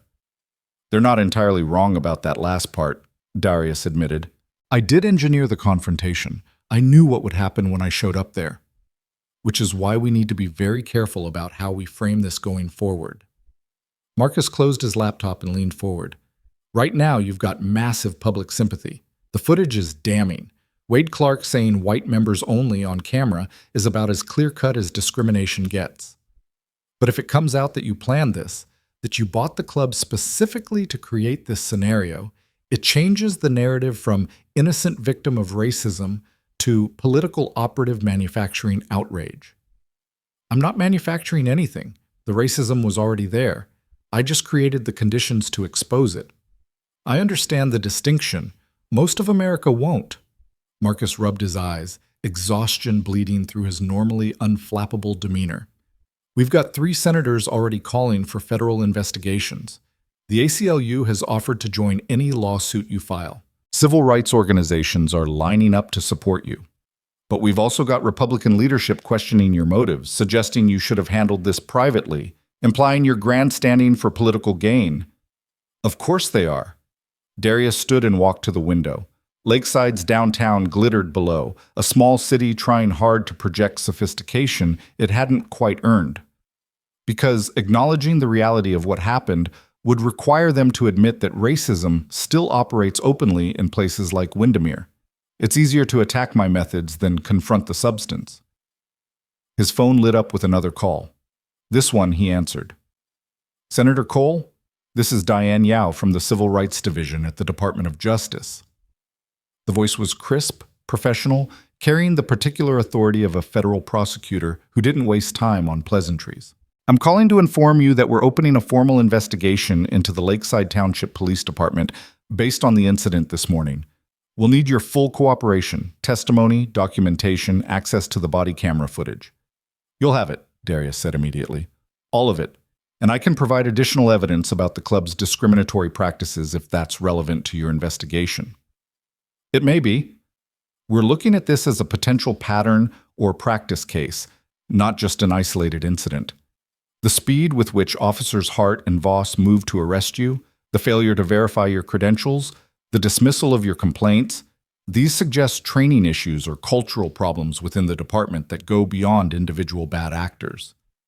Darius felt something unlock in his chest. Pattern or practice investigations were the Justice Department's most powerful tool for forcing institutional reform. They could result in consent decrees that fundamentally restructured how police departments operated, mandating new training, new oversight, new accountability mechanisms. What do you need from me? He asked. First, a formal written statement detailing everything that happened. Second, the complete body camera footage with metadata intact. Third, any communications you had with club staff prior to the incident. And fourth, names of potential witnesses who can corroborate the events or speak to broader patterns of discrimination.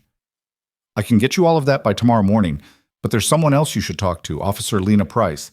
She was at the station during my processing. She witnessed the violations and documented them. She's already filed an internal complaint and she's willing to testify.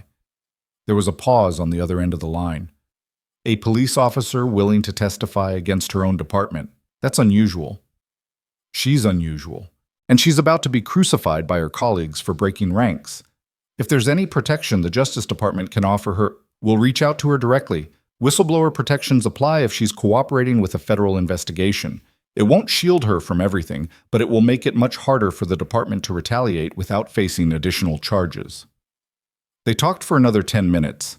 Diane Yao methodically working through the technical requirements of building a federal case. When Darius finally ended the call, Marcus was watching him with an expression that mixed approval and apprehension. That's good news, Marcus said carefully. Federal investigation gives this real teeth, but it also escalates the conflict. Once DOJ is involved, this isn't just about reforming one police department or one country club. It becomes a test case for police accountability nationwide. Good. That's exactly what it should be. Which means the pushback is going to be massive. Every police union in the country will rally around Lakeside PD. Every conservative pundit will frame you as anti-cop. Every politician who's ever accepted campaign contributions from law enforcement will be under pressure to denounce you. Darius moved back to the window, staring out at the city lights. I've been anti-cop since before it was controversial, Marcus. I've been pushing police reform since my first week in the Senate. This isn't new territory for me. It's new to be the victim and the advocate simultaneously. It personalizes the issue in ways that make you vulnerable. Marcus stood and joined him at the window. I'm not saying don't do this. I'm saying be strategic. Don't let anger drive your decisions. Don't let the desire for revenge compromise the larger goals. I'm not angry, Darius said, and was surprised to find it mostly true. The white-hot rage he'd felt in that processing room had cooled into something harder, more focused. I'm calculating. Every move from here has to serve the larger purpose, forcing accountability, changing systems, proving that even powerful institutions can be held responsible when they violate people's rights. A new call came through. This time it was Victoria Brennan. Senator Cole, I apologize for calling so late, but we have a situation developing that you need to know about. Her voice carried an edge of strain. Wade Clark has hired Martin Kellerman as his attorney. Darius felt his jaw tighten. Martin Kellerman was a notorious defense lawyer who specialized in high-profile discrimination cases, specifically in defending people accused of discrimination by turning the accusers into the villains. He'd successfully defended corporate executives, police officers, and politicians by attacking their credibility, dredging up anything questionable from their pasts, and transforming straightforward cases into media circuses where truth became secondary to narrative. Of course he did, Darius said. Kellerman's playbook is predictable. He'll try to make this about me instead of Wade. He'll dig into my history, look for anything controversial, and use it to suggest I'm the real aggressor here. He's already started. I received a call from his office an hour ago. They're claiming Wade acted appropriately based on your suspicious behavior and aggressive demeanor. They're suggesting the body camera footage is edited or taken out of context. And they're threatening to sue you for defamation if you continue making public statements characterizing Wade as racist. Marcus muttered something profane under his breath. Let him threaten, Darius said calmly. Truth is an absolute defense against defamation. Wade Clark said white members only on camera. That's not my characterization, that's his own words. If Kellerman wants to argue in court that calling someone racist for saying explicitly racist things is defamation, I'll enjoy watching him try. There's more, Victoria continued. Kellerman is also representing Detective Voss and Officer Hart. All three have retained him jointly, which suggests they're coordinating their defense. They're claiming you provoked the confrontation, that you were deliberately antagonistic, that you refused reasonable requests to identify yourself, and that the arrest was justified based on the information they had at the time. None of that is true, and the footage proves it. The footage proves what happened. It doesn't prove what they were thinking or what their intentions were. Kellerman will argue they made mistakes but not malicious ones, that they responded reasonably to an ambiguous situation, and that any errors were good faith judgment calls rather than civil rights violations. Darius could feel the familiar machinery of legal combat clicking into place. This was the game, not the clear moral confrontation captured on camera, but the grinding war of depositions and motions and competing narratives that would play out over months or years. Kellerman was good at this game. He knew how to blur clear lines, how to introduce doubt, how to make juries sympathetic to defendants who seemed reasonable and composed rather than hateful. Then we make sure the case never gets to a jury, Darius said. We build such an overwhelming record of discrimination and civil rights violations that settling becomes their only option. We document every similar incident at that club, every complaint against Voss and Hart, every piece of evidence that this was pattern and practice, not isolated judgment. I can help with the club's records, Victoria offered. I've already started pulling membership applications from the past 20 years. The patterns are damning, Darius. Applications from people of color rejected at 5 times the rate of white applicants with similar qualifications. Internal emails discussing cultural fit and maintaining standards that are obviously coded language for racial exclusion. Wade wasn't an aberration. He was the logical endpoint of a system designed to keep people like you out. Can you get me copies of all that documentation? I can do better. I can testify about it. I've been on that board for 15 years, and I've watched good people rationalize discrimination by convincing themselves it was about merit or compatibility or standards. I participated in it, Darius, not out of hatred, but out of comfort, out of not wanting to rock the boat, out of prioritizing social harmony over justice. I can speak to that culture from the inside in ways that will be impossible for Kellerman to dismiss. Darius heard the weight in her voice, the genuine reckoning happening in real time. That will cost you, Victoria, your social standing, your relationships, your position in the community. Are you prepared for that? I'm 72 years old, Senator. I've spent my entire life in circles where the most important thing was maintaining appearances and avoiding controversy. I watched my own parents oppose integration in the 60s while insisting they weren't prejudiced, just concerned about property values. I swore I wouldn't be like them, but when it came down to it, I chose comfort over courage every single time. Her voice strengthened. I don't have many years left to make that right. So yes, I'm prepared to lose friendships with people who value exclusivity over equity. I'm prepared to be criticized and ostracized, because the alternative is dying, knowing I had a chance to stand for something that mattered, and I chose silence instead. Marcus was furiously taking notes, already planning how to integrate Victoria's testimony into their legal strategy.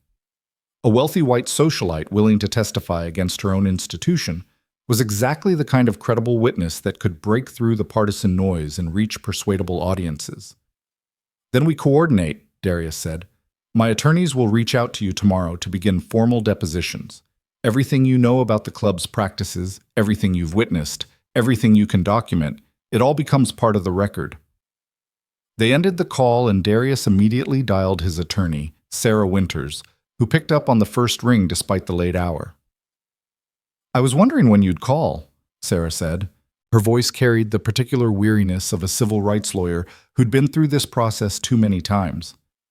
I've been fielding calls all day from reporters, legal analysts, and 3 different law firms offering to join the case pro bono. Everyone wants a piece of this one.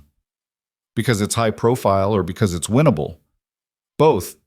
The facts are clear, the evidence is documented, and you're a sympathetic plaintiff with resources to fight. That's a rare combination in civil rights work. Sarah paused. But Kellerman changes the calculus. He's going to make this ugly, Darius.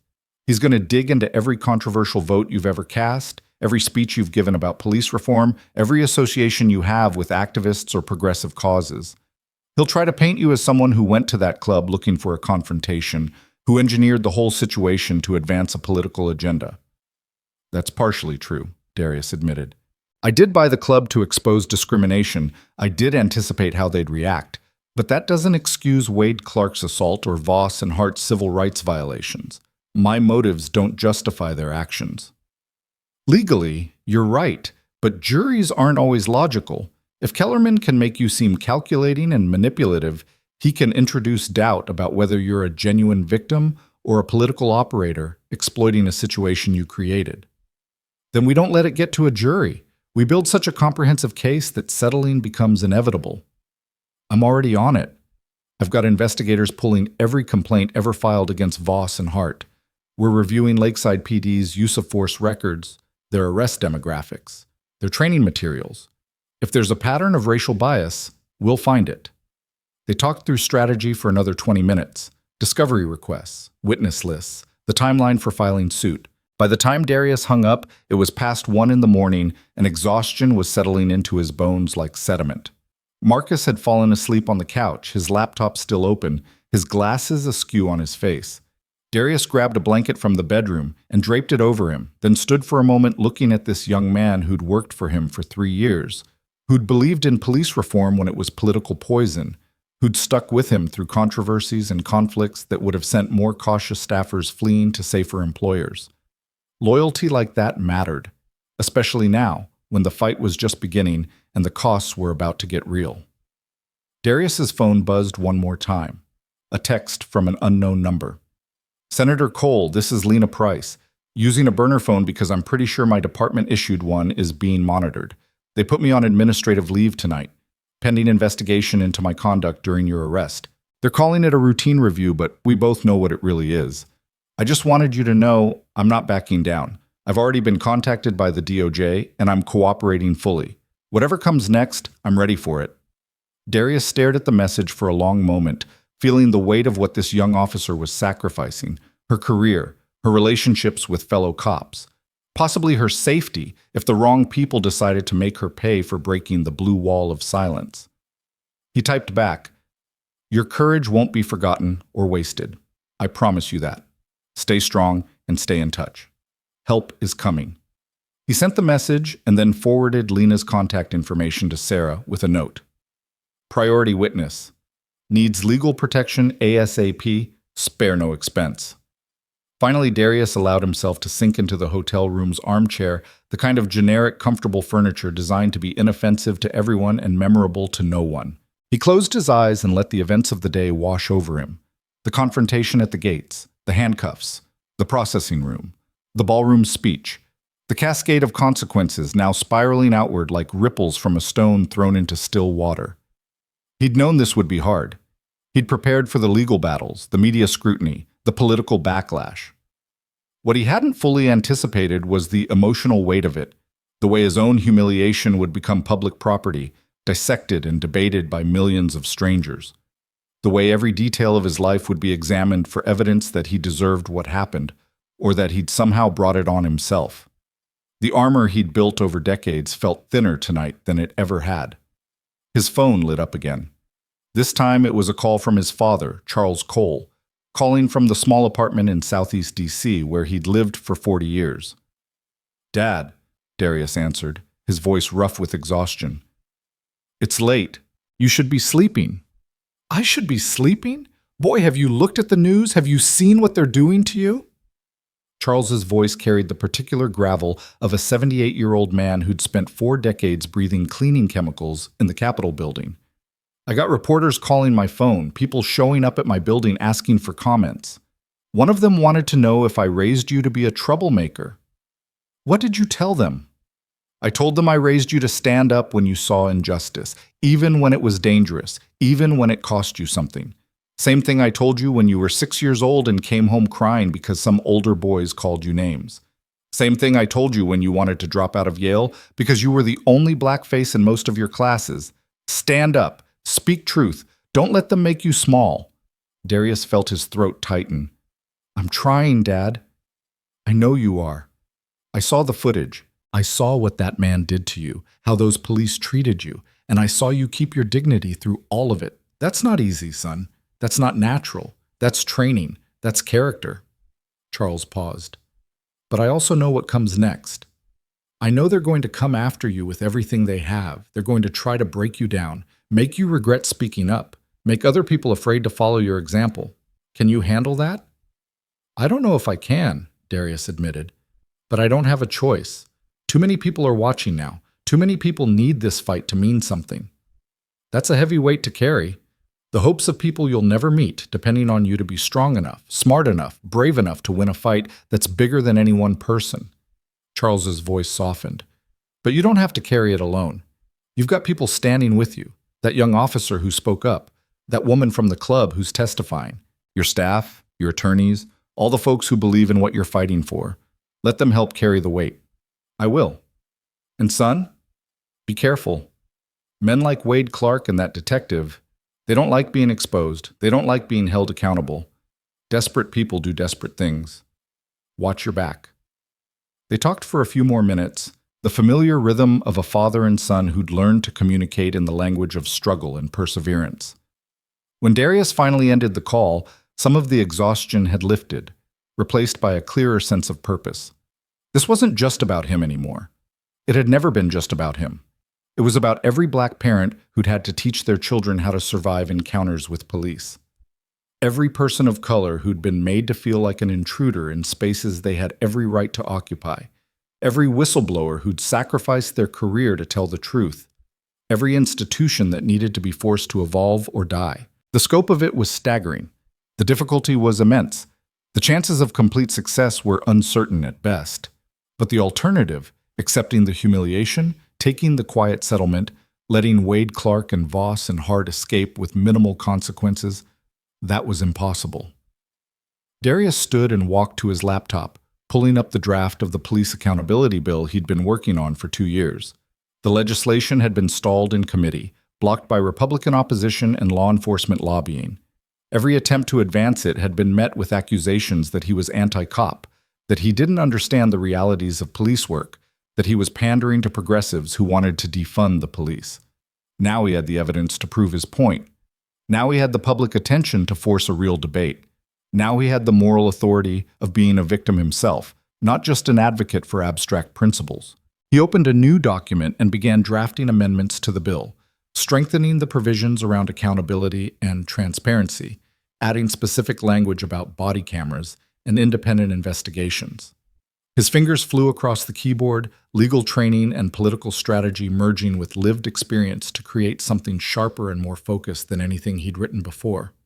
Marcus stirred on the couch, blinking awake, his glasses sliding further down his nose. "What time is it?"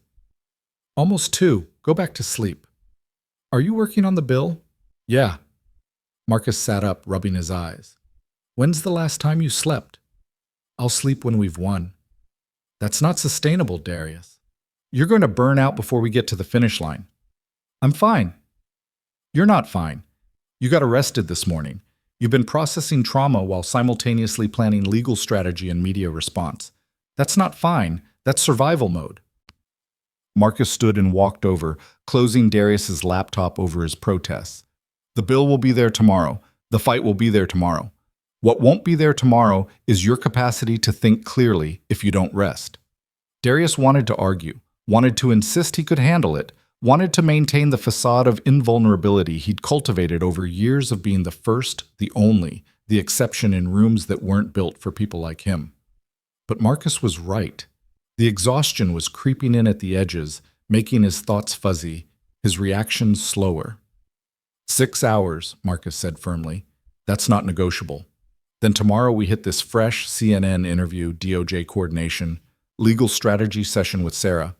But you need to be sharp for all of it, and you can't be sharp running on fumes and adrenaline. Darius nodded slowly. 6 hours.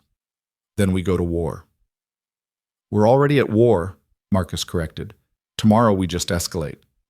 Darius retreated to the bedroom, stripped down to his undershirt and boxers, and lay on the bed staring at the ceiling.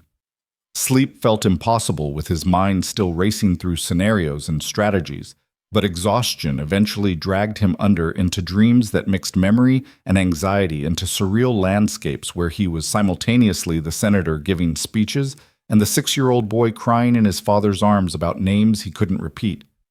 He woke at 7:30 to sunlight streaming through the curtains and Marcus pounding on the door. "CNN's been calling for an hour. They want you at the studio by 8:15. Cars waiting downstairs." Darius rolled out of bed, his body stiff from tension and inadequate rest, his mind still foggy. He showered quickly, dressed in a navy suit and red tie, deliberately choosing colors that projected authority and patriotism, and was in the car by 8 o'clock. The CNN studio was a 15-minute drive through Lakeside's morning traffic. Darius spent the time reviewing talking points Marcus had prepared, memorizing statistics about police misconduct and discrimination cases, preparing responses to the obvious questions about his motives and his methods. But when he arrived at the studio and the producers led him to makeup, he saw something that stopped him cold. On the green room television, Martin Kellerman was already on air, already spinning the narrative. "My clients are the real victims here," Kellerman was saying, his voice smooth and practiced. "Wade Clark is a dedicated professional who served Windermere Country Club for 15 years without a single complaint. Detective Voss and Officer Hart are decorated law enforcement officers with exemplary records. And now they're being publicly destroyed by a politician who manufactured a confrontation to advance his legislative agenda." The host, a sharp-eyed woman who'd made her career on not letting people get away with obvious spin, pushed back. "Mr. Kellerman, we have footage of Mr. Clark saying white members only. How do you explain that?" Context matters. Senator Cole arrived at a private club without proper identification, refused to follow reasonable security procedures, and became confrontational when asked to comply. Wade Clark was attempting to de-escalate a situation he reasonably perceived as a potential security threat. He said white members only. the host repeated. How is that de-escalation? Poor word choice in a high-stress situation doesn't equal racism. Wade Clark was attempting to communicate the club's membership policies, which, by the way, include several non-white members, and Senator Cole deliberately mischaracterized those comments to support his predetermined narrative.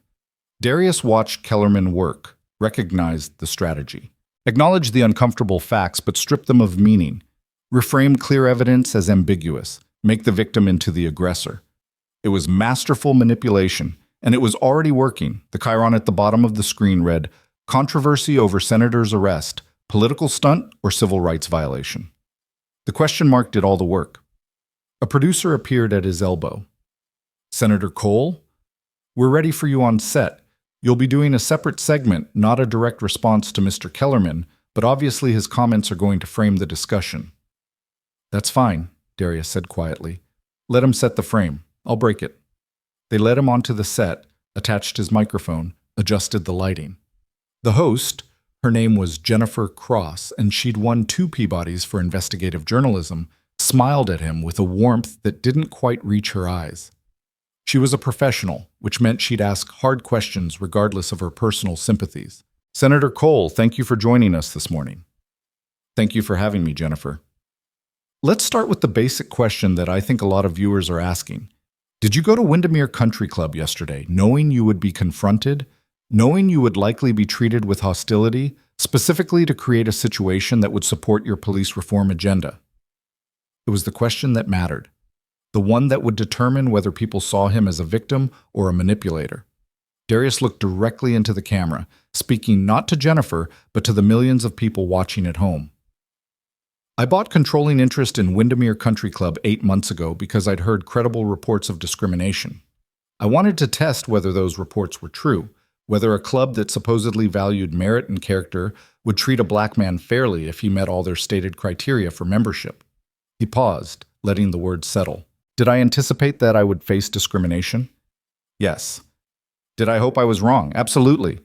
But hoping something isn't true doesn't excuse it when it turns out to be exactly as bad as you feared. But you didn't just show up as a potential member. You showed up as the owner. Doesn't that change the dynamic? I showed up as a guest invited to speak at an event. Wade Clark didn't know I was the owner when he assaulted me and called the police. He made his decisions based solely on my race, based on his assumption that a black man couldn't possibly belong at Windermere. The ownership is relevant to the legal case, but it's not relevant to the moral reality of what happened." Jennifer leaned forward slightly. "Martin Kellerman, who's representing Wade Clark and the 2 police officers, says you deliberately provoked this confrontation for political gain. How do you respond to that?" "I respond by asking a simple question. If showing up to an event you were invited to while being black is provocation, what does that say about the institution doing the provoking?" Darius kept his voice measured, controlled. "I didn't provoke anything, Jennifer. I existed in a space that Wade Clark had decided I didn't belong in. That's not provocation. That's breathing while black. And the fact that we're even debating whether my presence at a country club justified assault and false arrest tells you everything you need to know about how far we still have to go. The police say they were responding to a legitimate complaint about a potential trespasser. They say they had no way of immediately verifying your identity and made reasonable decisions based on the information available." "Then let's talk about that information. I identified myself as Senator Cole. I showed them my Senate credentials, my official identification, my business cards with the Senate seal. I calmly explained I was there for a scheduled event. All of this is on the body camera footage." Darius leaned forward now, mirroring Jennifer's posture. "But Detective Voss and Officer Hart chose to believe Wade Clark's version, that I was a trespasser, a threat, someone who needed to be removed. They chose to handcuff and arrest a United States senator rather than make a single phone call to verify my story. Why? Because in their minds, a black man claiming to be a senator was less credible than a white manager claiming he was a trespasser. That's not reasonable judgment. That's racial bias in action." Jennifer nodded slowly. "We've obtained records showing that Detective Voss has been named in 3 previous complaints involving treatment of people of color during arrests. None of those complaints resulted in disciplinary action. Does that pattern concern you?" "It concerns me deeply. It suggests this isn't an isolated incident of poor judgment, but a pattern of behavior that the department has consistently failed to address. That's exactly why we need robust police accountability measures, not to punish individual officers for mistakes, but to create systems that actually identify and correct patterns of misconduct before they destroy lives. Your police reform bill has been stalled in committee for 2 years. Do you think this incident gives you the leverage to finally move it forward? There it was. The suggestion that he'd weaponized his own trauma for political gain. Darius chose his words carefully. I think this incident proves why the bill is necessary. It demonstrates how easily civil rights violations can occur when officers face no real accountability for their actions. If something positive can come from my humiliation, if the handcuff marks on my wrists can help pass legislation that protects other people from experiencing the same violation, then yes, I'll use this experience to advance that goal, not because it's politically convenient, but because it's morally necessary. They talked for another 15 minutes, Jennifer methodically working through the details, the legal implications, the political fallout. Darius could feel the interview walking the knife's edge between vindication and victimization, between righteous anger and political calculation. When it was over and they'd removed his microphone, Jennifer leaned in close enough that the cameras couldn't hear. Off the record? I'm sorry this happened to you, and I'm sorry that in 2024 we're still having to debate whether what happened to you was actually wrong. It's not your fault, Darius said quietly. No, but I'm part of a system that makes you prove you didn't deserve it. That makes you defend yourself for being angry about being handcuffed for existing while black. That's exhausting, and it's not fair, and I wanted you to know I see it. She walked away before he could respond, leaving him standing in the studio with Marcus, who'd been watching from just off set. That went well, Marcus said cautiously. You stayed on message, you didn't let her bait you into saying anything inflammatory, and you made the case for the bill without sounding opportunistic. Will it matter? Darius asked. Or will Kellerman's spin carry more weight because it's more comfortable for people to believe I'm manipulative than to acknowledge the system is broken? Both things can be true at once. Some people will see the truth. Some people will embrace the comfortable lie. The question is whether we can reach enough of the persuadable middle to actually force change. They left the studio and drove back to the hotel, where a mountain of work waited. DOJ wanted formal statements. Sarah needed to review discovery requests. Victoria had sent over hundreds of pages of club documentation that needed to be analyzed. Lena Price's attorney wanted to coordinate testimony to ensure consistency. And underneath it all, the steady drumbeat of media coverage, some sympathetic, some hostile, most falling somewhere in the exhausting middle ground where truth competed with spin and nobody could quite agree on what actually happened, even though it was all captured on camera. By mid-afternoon, Darius's phone rang with a number he recognized immediately. Senate Majority Leader Catherine Morrison calling from D.C. Darius, she said without preamble, we need to talk about your bill. I'm listening. I've got 6 Republicans who are suddenly willing to negotiate. They don't want to be seen as defending discriminatory policing in an election year, and your situation has made this personal in ways that abstract policy debates never could. If you're willing to make some compromises on the qualified immunity provisions, I think we can get this to the floor. Darius closed his eyes, feeling the weight of the decision. Compromise meant watering down protections, accepting something less than full accountability, making deals with people who'd only come to the table because political expediency demanded it. But compromise also meant winning, meant getting something passed instead of nothing, meant creating at least some mechanisms for accountability where none existed before. What kind of compromises? He asked carefully. They want exceptions for officers acting in good faith. They want clear standards for what constitutes a violation. They want training requirements instead of automatic termination for first offenses. Those are poison pills. Good faith is subjective. Clear standards can be interpreted away. Training requirements without consequences are meaningless. I know, but it's that or nothing. And nothing means the status quo continues indefinitely. Darius looked out the hotel window at Lakeside spread below him, thought about Lena Price risking her career, about Victoria Brennan sacrificing her social standing, about James Morrison and his 14-year-old grandson who needed to believe the world could be fair. I want something in return, he said. I want mandatory body cameras for all police interactions. I want independent investigations of all use of force incidents. And I want whistleblower protections for officers who report misconduct. I can probably get you two of those three. Then get me the body cameras and the investigations. Officers like Lena Price will have to protect themselves. But at least future victims will have the evidence they need to prove what happened. Catherine was quiet for a moment. You're really going to do this? Compromise on the bill you've been fighting for just days after being arrested yourself? I'm going to take what I can get while I have leverage. That's politics. But I'm not abandoning the larger fight. This is just the first round. Spoken like someone who's planning to be in this for the long haul. I don't have a choice. Too many people are counting on me not to quit. They ended the call and Darius immediately briefed Marcus on the developing negotiations.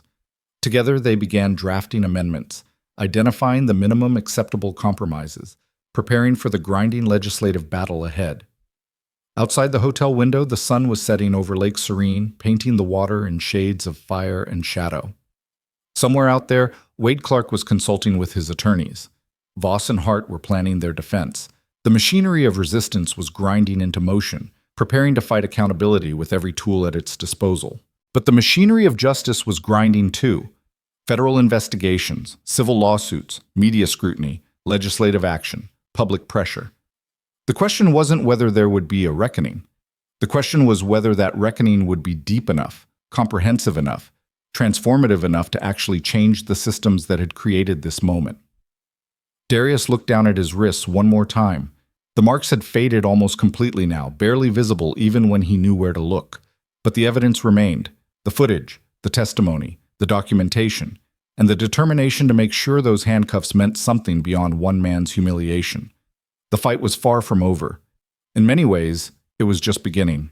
The Windermere board meeting convened at 9 o'clock the next morning in a conference room that smelled of old money and older secrets. Darius arrived 10 minutes early, deliberately choosing the seat at the head of the long mahogany table, the chairman's position that had been occupied by 3 generations of the Whitmore family before he'd purchased their controlling interest through a carefully structured series of shell transactions. Victoria Brennan was already there, looking like she hadn't slept. Her normally immaculate appearance slightly disheveled in ways that suggested a night spent in ethical reckoning rather than simple exhaustion. She'd positioned herself to Darius's right, a deliberate statement of alliance that wouldn't be lost on the other board members when they arrived. "The wolves are circling," she said quietly as Darius settled into his chair. "I've received 17 calls since yesterday from board members demanding emergency votes to remove you, to challenge the legitimacy of your purchase, to dissolve the corporation entirely rather than accept your reforms. Preston Whitmore is threatening to sue for breach of fiduciary duty. Catherine DeVries says you've destroyed the club's reputation and she's exploring criminal charges for fraud." On what basis? On the basis that you misrepresented your intentions when purchasing the shares, that you engaged in a deliberate conspiracy to damage the club's standing. Victoria's smile was thin and bitter. In other words, on the basis that you caught us being exactly who we are and had the audacity to expose it. The door opened and board members began filing in with the reluctant energy of people attending their own funeral. Preston Whitmore led the procession, 76 years old, silver-haired, carrying himself with the imperious dignity of someone whose family name had opened every door in his life and who'd never once questioned whether he'd earned the access. His grandfather had founded Windermere in 1912, his father had expanded it through the mid-century boom, and Preston had spent 40 years as chairman maintaining its exclusivity like a sacred trust. Behind him came Catherine DeVries, a real estate developer whose fortune had been built on luxury condominiums that somehow always ended up pricing out existing residents from gentrifying neighborhoods. Then Richard Chen, the token Asian board member whose presence was pointed to whenever questions of diversity arose, whose appointment had been celebrated as proof of Windermere's openness, despite the fact that he'd been the only non-white face on the board for 12 years. Margaret Sullivan, corporate attorney. Thomas Bradford, hedge fund manager. David Kim, technology executive. 9 board members in total, representing billions in collective wealth and hundreds of years of accumulated privilege. They took their seats around the table with expressions ranging from barely suppressed rage to calculating neutrality, all of them acutely aware that the power dynamic in this room had fundamentally shifted. Preston didn't wait for pleasantries. Senator Cole, I want to be very clear about the board's position. Your actions over the past 48 hours have caused immeasurable damage to this institution. Membership inquiries have dropped 70%. We've had 14 cancellations since your arrest footage went viral. Our reputation, built over more than a century, has been destroyed by your political theater. Your reputation was built on discrimination, Darius said calmly. I simply documented it. If that documentation destroyed your reputation, perhaps the reputation was built on a foundation that deserved to crumble. Preston's face flushed red. We have never discriminated. We have selection standards, membership criteria, expectations of conduct and character that resulted in a 94% white membership in a county that's 32% people of color. Darius pulled out a folder Victoria had prepared, sliding it across the table. I've reviewed 20 years of membership applications. Applications from people of color were rejected at 5 times the rate of white applicants with equivalent or superior financial qualifications. Explain that statistical discrepancy without using the word discrimination. We consider cultural fit, Catherine DeVries interjected. We look at whether candidates will integrate smoothly with our existing membership, whether they share our values and expectations. What values require 94% of your members to be white? Darius interrupted. What expectations can only be met by people who look like you? This is exactly the problem, Preston said, his voice rising. You're twisting legitimate business decisions into accusations of racism. You're destroying people's reputations based on statistical analysis that ignores context and nuance. Wade Clark said, white members only, on camera, Darius said flatly. Where's the context that makes that acceptable? What nuance am I missing? The silence that followed was absolute. Richard Chen cleared his throat uncomfortably. Senator Cole, I think what Preston is trying to say is that Wade's comments don't represent our institutional values. He was acting independently, without board authorization. Was he? Darius pulled out another document.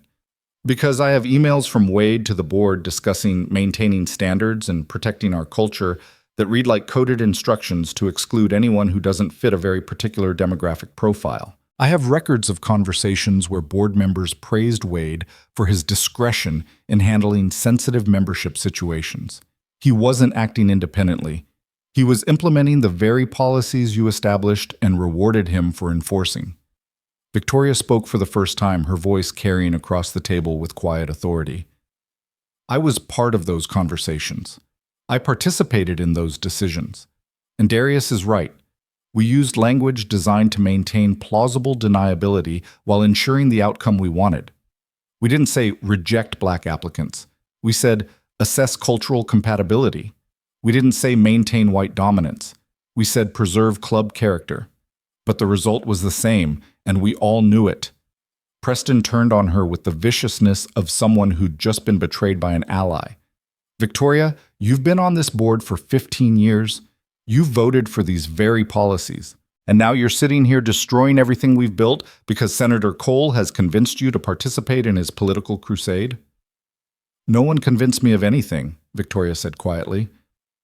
I watched a man get handcuffed in our parking lot for the crime of being black at our front gate. I watched him keep his dignity while we stripped him of his freedom. And I realized that I'd spent 15 years enabling exactly that kind of casual cruelty by prioritizing my comfort over other people's civil rights. I'm not destroying what we built, Preston. I'm acknowledging that what we built was wrong. This is insane, Catherine said, looking around the table for support. We're going to let one incident, one employee's poor judgment, dictate the complete transformation of our institution? It's not one incident, Darius said. He pulled out more files, more documentation, the evidence Victoria had compiled with the methodical precision of someone determined to leave no avenue for denial. James Morrison applied for membership 15 times over 20 years. Every application rejected despite financial qualifications that exceeded 70% of your current members. The rejection notes cite insufficient community ties and concerns about compatibility. But when I cross-referenced white applicants with similar profiles, they were approved at 9 times the rate. Explain that. He pulled out another file. Dr. Keisha Williams, cardiovascular surgeon, applied 8 times. Rejected each time with notes about limited availability, despite approving 12 new members in the same time period. Michael Chen, no relation to Richard, tech entrepreneur, applied 6 times, rejected with concerns about whether his background would mesh with club culture. I have 47 cases like this. 47 people with the financial means, the professional credentials, and the community standing to be members here, all rejected for reasons that correlate almost perfectly with their race. Statistical correlation doesn't prove causation, Margaret Sullivan said, her attorney's training kicking in. There could be legitimate reasons for each individual rejection. Then explain them, Darius challenged. One by one, justify each rejection based on factors other than race. I'll wait. The board members exchanged glances, each clearly hoping someone else would take up the challenge. No one did. Thomas Bradford spoke for the first time, his voice measured and careful. Senator Cole, let's say you're right. Let's say there have been discriminatory practices, intentional or unconscious, that have resulted in the demographic makeup you're describing. What's your proposed solution? How do we address historical inequities without destroying the institution entirely? It was the first reasonable question anyone had asked, and Darius respected Bradford for having the courage to ask it. Complete overhaul of membership criteria, Darius said. Open applications reviewed by a diverse committee using transparent, documented standards. No more legacy preferences. Your grandfather's membership doesn't guarantee yours. No more sponsorship requirements that allow current members to blackball candidates they simply don't like.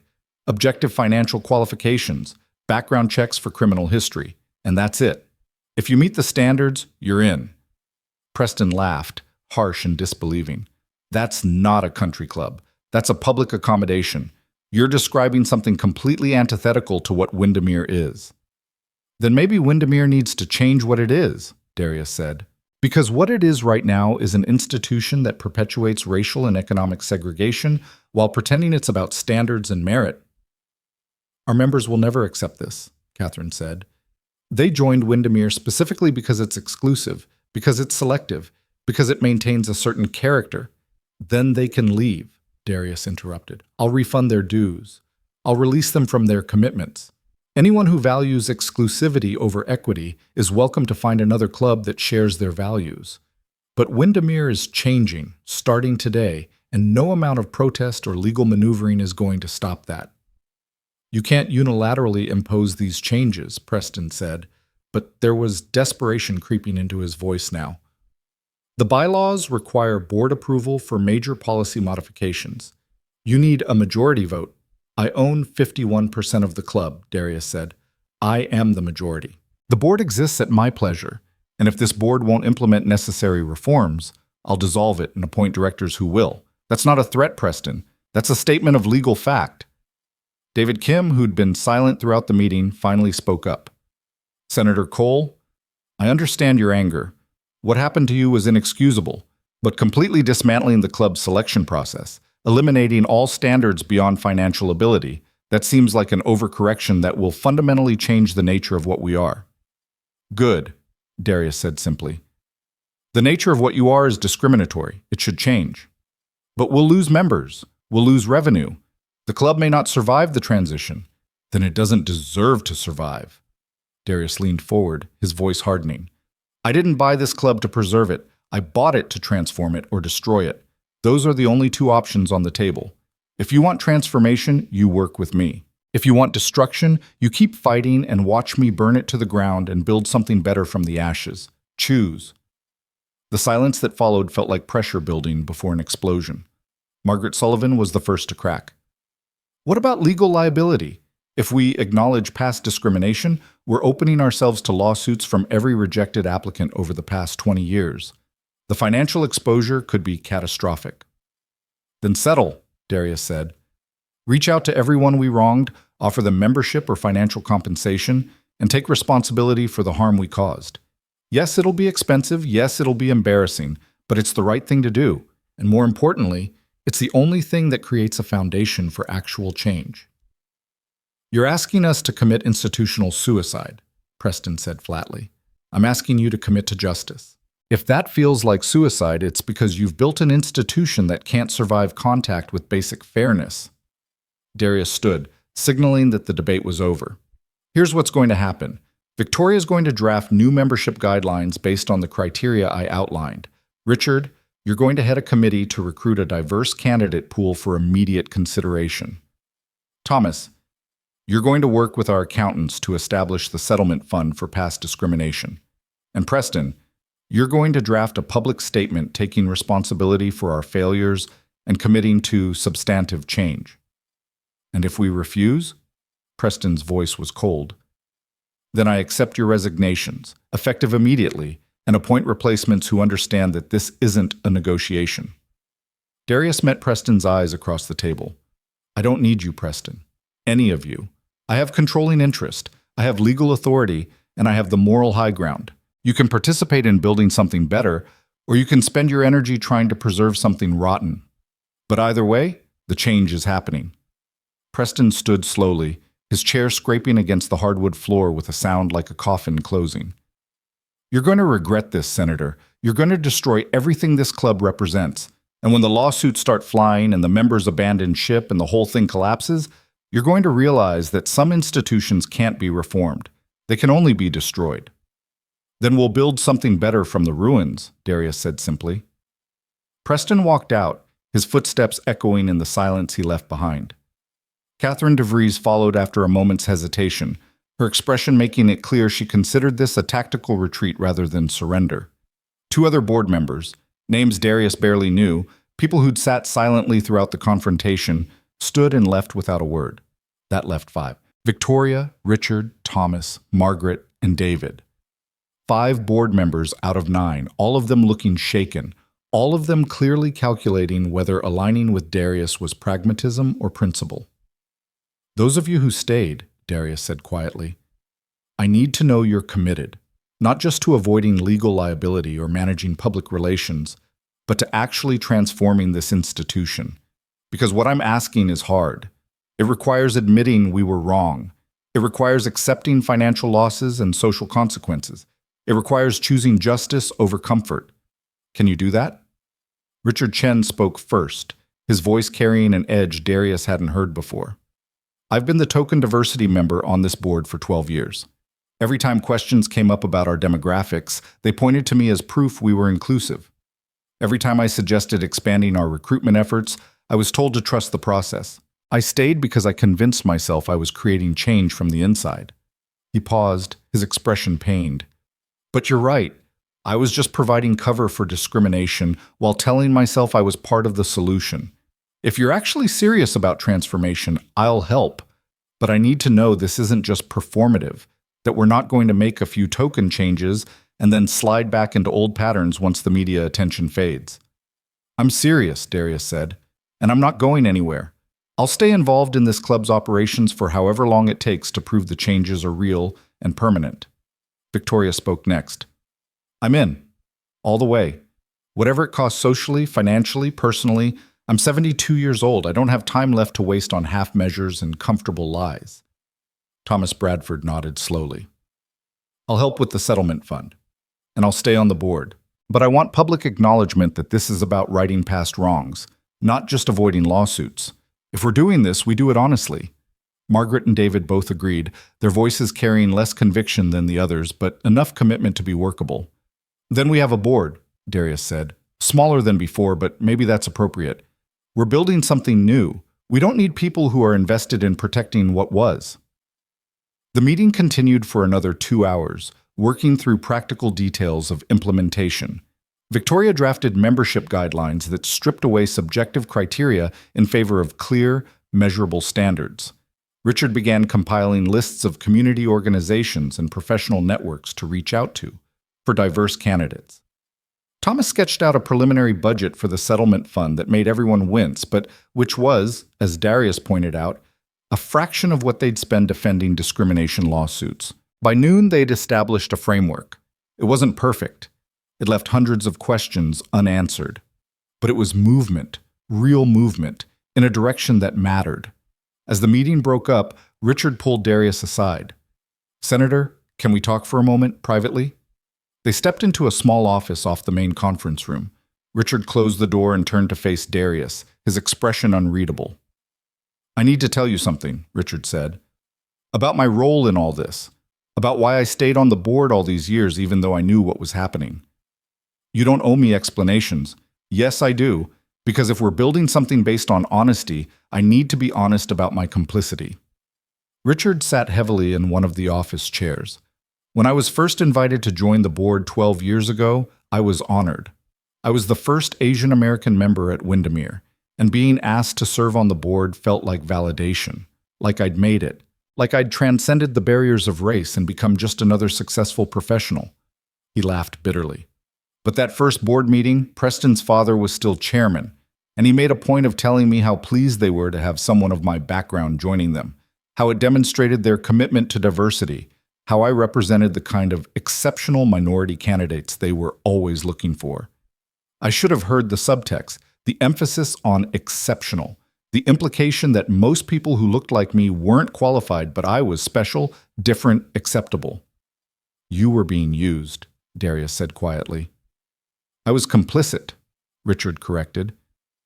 "Because I liked being the exception. I liked being the one they pointed to as proof they weren't racist.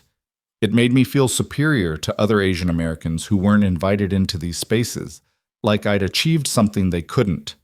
He met Darius's eyes. "And every time someone applied who looked like me, every time there was a chance to actually expand diversity beyond tokenism, I stayed silent. I told myself I was picking my battles, that I was building credibility so I could push for bigger changes later. But the truth is, I was protecting my status as the exceptional one by making sure there weren't too many others like me who might dilute my specialness." The confession hung between them, raw and painful. "What changed?" Darius asked. "Watching you get handcuffed in that parking lot. Watching you maintain your dignity while they treated you like a criminal. And realizing that no matter how exceptional I thought I was, no matter how much wealth or status or professional success I accumulated, there are people who would treat me exactly the same way they treated you if they thought they could get away with it." Richard's voice cracked slightly. "I've spent 12 years trying to be acceptable to people who fundamentally don't accept people who look like me. That's not success. That's survival through assimilation, and I'm done surviving. I want to actually live in a world where my kids don't have to be exceptional to be treated with basic dignity." Darius sat down across from him. "Then help me build that world. Starting here. Starting with this club. Use your experience. Use the fact that you understand how these systems of tokenism and exceptionalism work to make sure we don't just replace one form of exclusion with another." "I will," Richard said. "But I need you to hold me accountable. If you see me slipping back into old patterns, if you see me prioritizing comfort over justice, call me on it.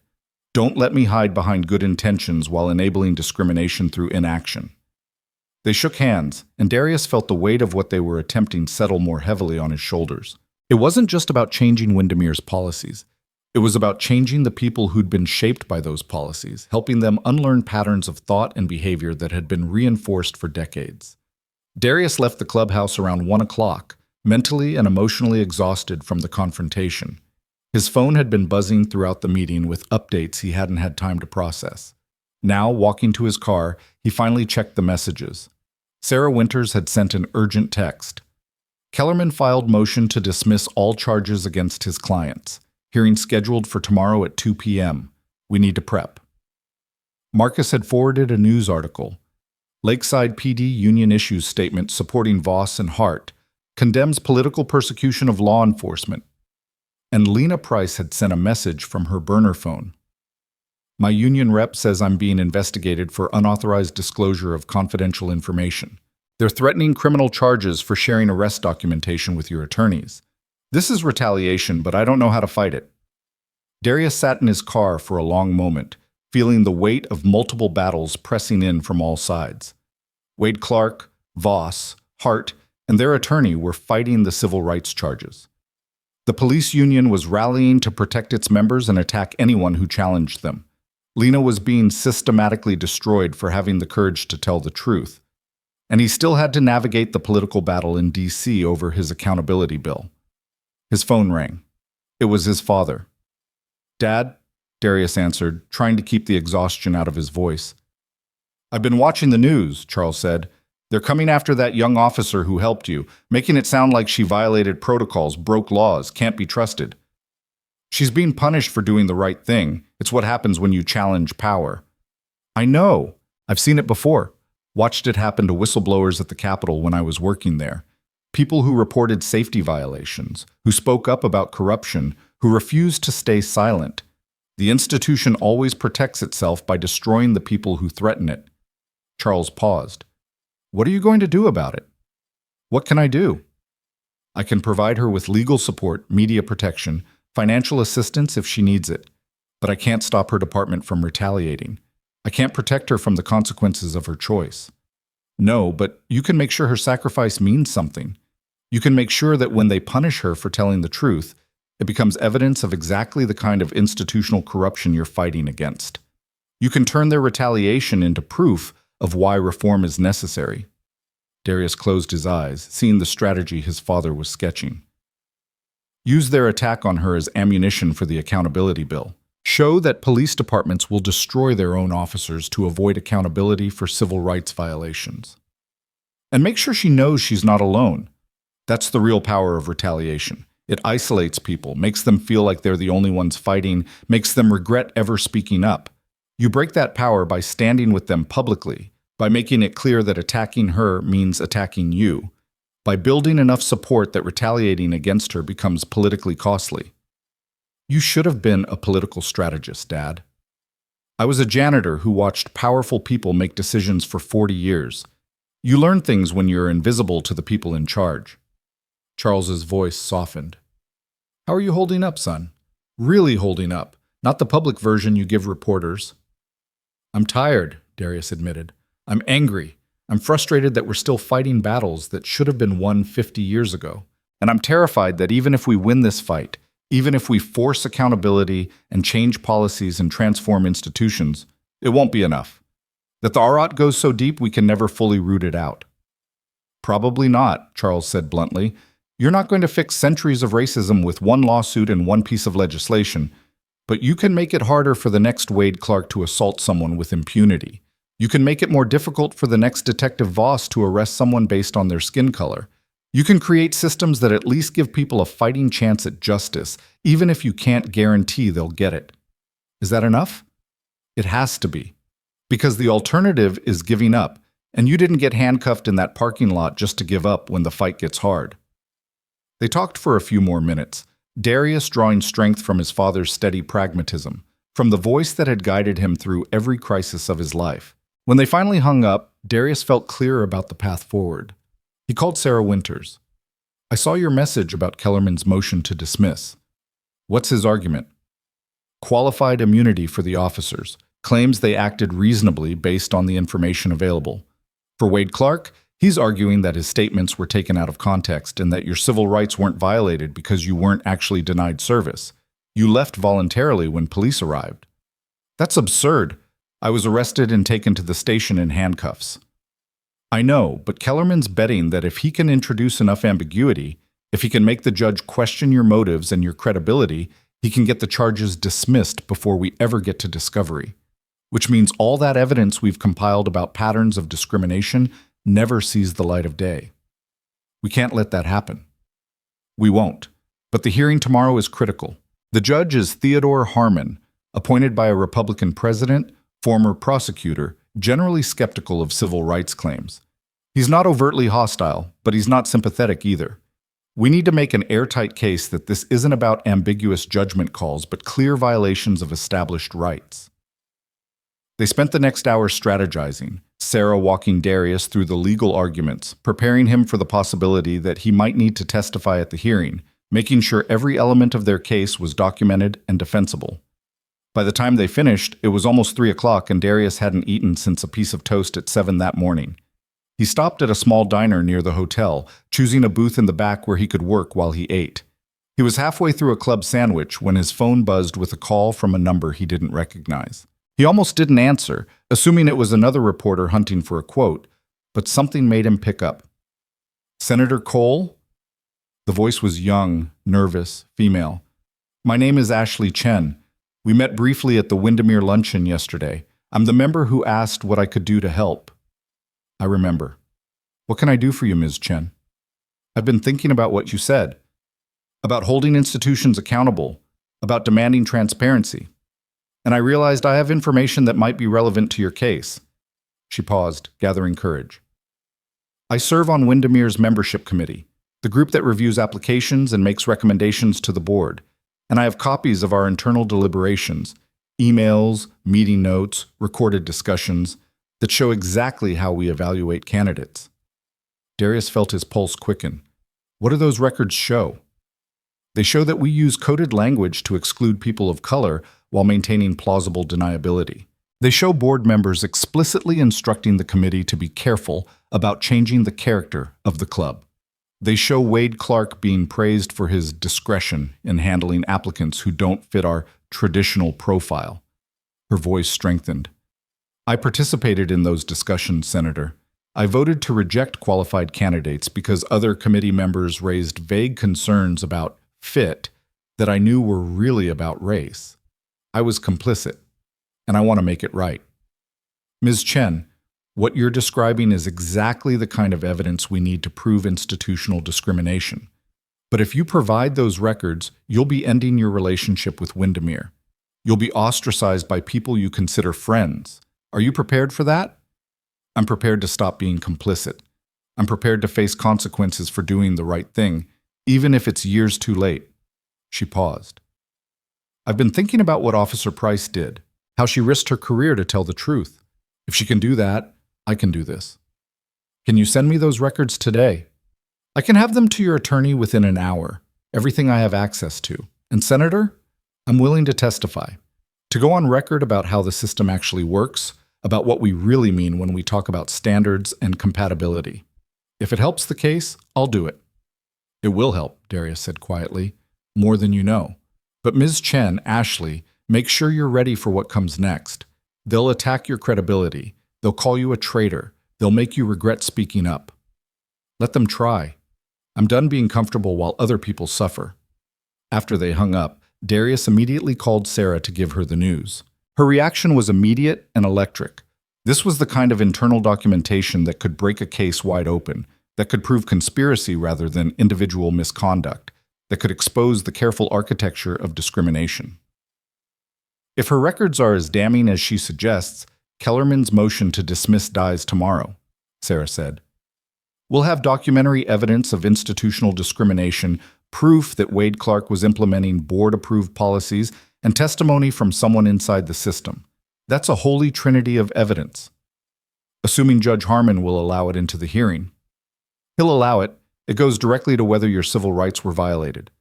We argue that you weren't arrested because of any actual misconduct, but because you challenged a discriminatory system, and the system protected itself by criminalizing your presence. Ashley's testimony proves that system existed and operated exactly as you're claiming. They talked through the implications, the strategy for tomorrow's hearing, the ways to maximize the impact of this new evidence. When Darius finally ended the call, he sat in the diner booth feeling something that had been absent for days. Hope. Real hope that this fight might actually produce meaningful victory rather than Pyrrhic compromise. His phone buzzed again. This time, it was a text from Lena Price. Just got word the DOJ is officially taking over the investigation into my department. Federal agents showed up an hour ago requesting personnel files, training records, complaint logs. Chief Williams is in full panic mode. The union is threatening to sue. And my attorney says the whistleblower protections have kicked in, which means they can't fire me without facing federal obstruction charges. We're winning, Senator. It's messy and it's ugly and it's going to get worse before it gets better. But we're actually winning. Darius read the message 3 times, feeling the weight of those words. We're winning. Not he was winning. Not the lawyers were winning. We. A collective effort. A coalition of people who'd chosen principle over safety, who'd risked their careers and reputations and relationships to force accountability. Wade Clark, Voss, Hart, and Kellerman thought they were fighting Darius Cole, one man who could be discredited, overwhelmed, defeated. They didn't understand they were fighting a movement, People like Lena and Victoria and Richard and Ashley, each making their own choice to stand for something bigger than self-interest. That was the real power, not Darius's Senate seat or his legal team or his resources. The power was in the multiplication of courage, in each person's choice creating permission for others to make similar choices, in the way resistance became contagious once people saw it was possible. Darius finished his sandwich and headed back to the hotel, where Marcus was waiting with a stack of briefing materials for tomorrow's hearing. They worked until midnight, reviewing every element of their case, anticipating every argument Kellerman might make, preparing responses that were both legally sound and emotionally compelling. Because tomorrow wasn't just about winning a motion to dismiss. Tomorrow was about proving to Judge Harmon and to the watching world that what happened in that Windermere parking lot wasn't an isolated incident of poor judgment, but a symptom of systemic rot that required systemic solutions. Tomorrow was about turning Darius's humiliation into institutional accountability. Tomorrow was about proving that even the most entrenched systems of power could be challenged when people refused to accept injustice as inevitable. And tomorrow, if everything went according to plan, was about watching Martin Kellerman realize that defending the indefensible wasn't as easy as he'd thought when the evidence was clear, and the witnesses were credible, and the moral stakes were undeniable. Darius fell asleep around 1 a.m., with his laptop still open, legal briefs scattered across the hotel bed, his mind finally quiet enough to rest. He dreamed of his father, young and strong, pushing a maintenance cart through the Capitol's marble halls, invisible to the senators who passed him without seeing, watching, learning, understanding how power really worked. Teaching his son that being invisible could be an advantage when you were paying attention, when you were documenting everything, when you were waiting for the exact right moment to reveal that you'd seen it all. Wade Clark had made Darius invisible that morning at the gates. He was about to discover that invisibility could be a weapon. The Lakeside County Courthouse was built in 1952 with the architectural confidence of a nation convinced it had won the moral argument of the 20th century. Limestone columns, marble floors, bronze fixtures that had oxidized to a dignified green, everything about the building projected authority and permanence, as if the laws administered within its walls were as immutable as the stone itself. Darius arrived at 1:30, 30 minutes before the hearing, and found the courthouse steps crowded with reporters, camera crews, and protesters on both sides of the divide. One group held signs reading "Justice for Senator Cole" and "End Police Brutality." The other carried "Back the Blue" placards and "Stop False Accusations Against Law Enforcement." They faced each other across a line of barricades like opposing armies waiting for the signal to charge. Sarah Winters met him at the entrance, her expression carrying the focused intensity of a lawyer who'd spent the night preparing for combat. Ashley Chen's documents are even better than we hoped. Email chains showing board members explicitly discussing how to reject minority candidates without creating legal liability. Meeting notes where Wade Clark reports on handling applicants who don't fit the traditional profile. And a smoking gun, a memo from Preston Whitmore to the membership committee with the subject line "Maintaining Our Standards," that's basically a manual on discriminatory gatekeeping. Will Harmon allow it into evidence? He has to. It goes directly to the question of whether your arrest was justified or whether it was retaliation for challenging an institutionally racist system. Kellerman's going to fight it, but the relevance is undeniable. They pushed through the courthouse doors into the cool marble interior. Security was heavy. Extra bailiffs, metal detectors with lines backing up, an atmosphere of tension that suggested the authorities expected trouble. Darius submitted to the screening process with the patient resignation of someone who'd become accustomed to being treated as a potential threat, even while wearing a senator's credentials on his lapel. The courtroom was already packed when they entered. Darius recognized faces from the Windermere luncheon, reporters he'd seen at press conferences, legal observers from civil rights organizations. Lena Price sat in the third row, still in uniform despite being on administrative leave, her presence a statement of defiance. Victoria Brennan was there, as was Richard Chen and Ashley Chen, the whistleblowers arrayed like witnesses to history in the making. And in the front row on the opposite side, Wade Clark sat between Martin Kellerman and two junior associates, his expression a carefully constructed mask of wounded dignity. Detective Voss and Officer Hart occupied the row behind him, both in civilian clothes. both projecting the particular aggression of men who felt they'd been unjustly accused. Judge Theodore Harmon entered at precisely 2 o'clock, a tall man in his early 60s with silver hair and the severe expression of someone who'd spent 30 years believing that law and justice were the same thing. He took the bench with practiced efficiency, his movements economical and precise.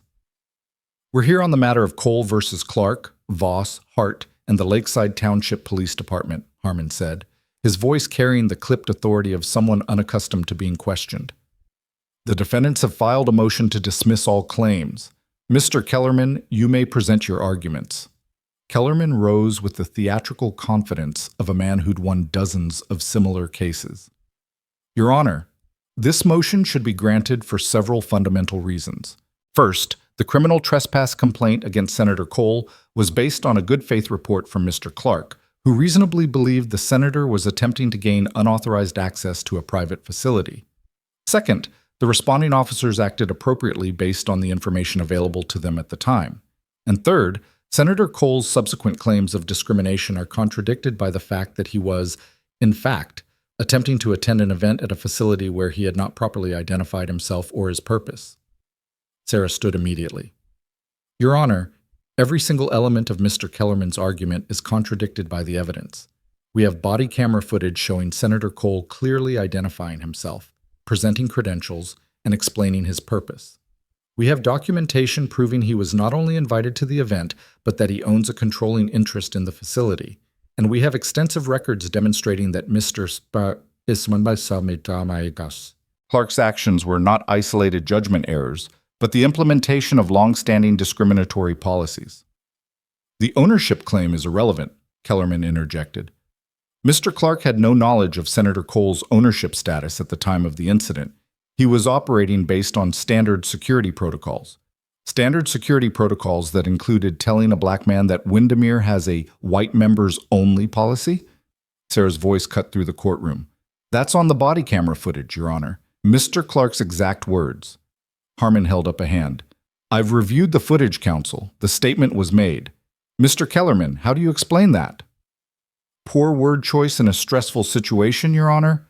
Mr. Clark was attempting to communicate the club's membership requirements and used imprecise language that Senator Cole deliberately misconstrued to support a predetermined narrative of discrimination."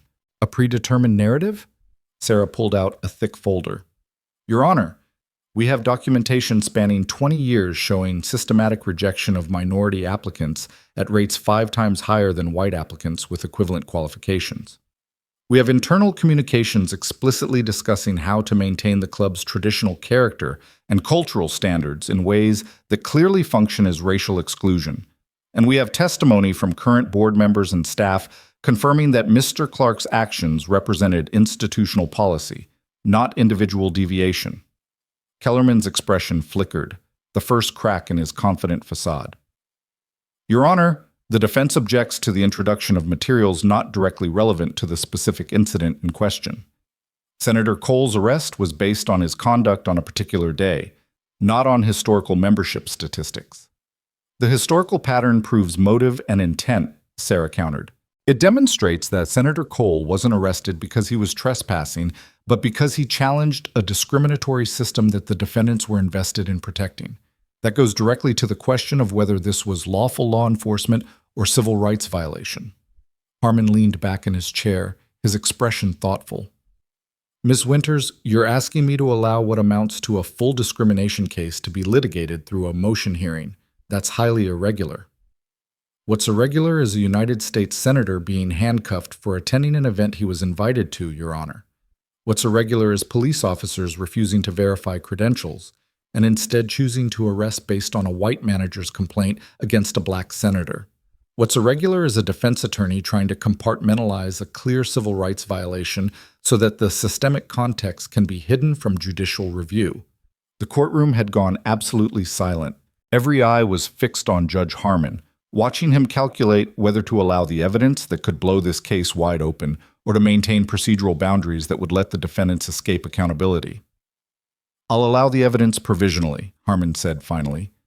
"Counsel may present materials demonstrating pattern and practice as they relate to the defendant's state of mind and intent. But Ms. Winters, I'm warning you now. If this devolves into a fishing expedition, rather than a focused presentation of relevant evidence, I'll shut it down. Understood? Understood, Your Honor. Sarah spent the next 45 minutes methodically building her case. She presented the membership statistics showing disparate rejection rates. She entered into evidence the email chains Ashley Chen had provided, reading aloud the coded language that made board members shift uncomfortably in their seats. She showed communications praising Wade Clark for his discretion in handling applicants who didn't fit Windermere's profile. Then she called her first witness. The plaintiff calls Victoria Brennan. Victoria walked to the stand with the bearing of someone who'd made peace with the cost of truth-telling. She was sworn in and took her seat, her hands folded calmly in her lap, her eyes steady on Sarah. Miss Brennan, how long have you served on Windermere's board of directors? 15 years. In that time, have you participated in discussions about membership criteria and applicant evaluation?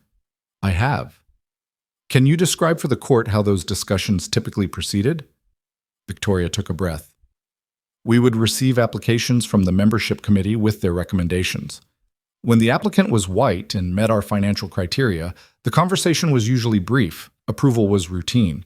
When the applicant was a person of color, there would inevitably be extended discussion about cultural fit, about whether they would integrate well with our existing membership, about whether they truly understood Windermere's standards. Did anyone ever explicitly say these concerns were based on race? Not in those exact words, but the pattern was unmistakable.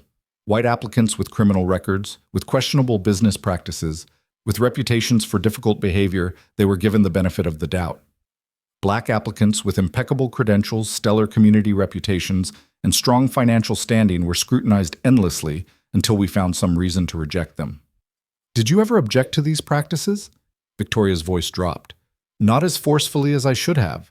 I told myself I was working for change from the inside, that I was moderating the worst impulses of more overtly prejudiced board members. But the truth is, I was complicit. I voted for rejections I knew were unjust because it was easier than causing conflict, because I valued my social standing more than other people's civil rights. Kellerman stood. Objection, Your Honor. The witness is testifying about her subjective beliefs rather than objective facts.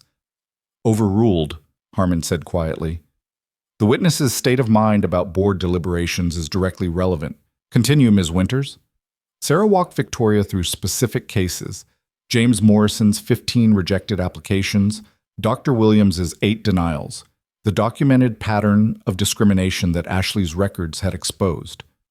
With each example, the picture became clearer. Windermere hadn't accidentally excluded people of color.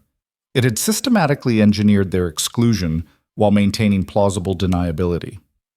Ms. Brennan, in your 15 years on the board, did you ever witness Wade Clark express discriminatory attitudes or implement discriminatory policies?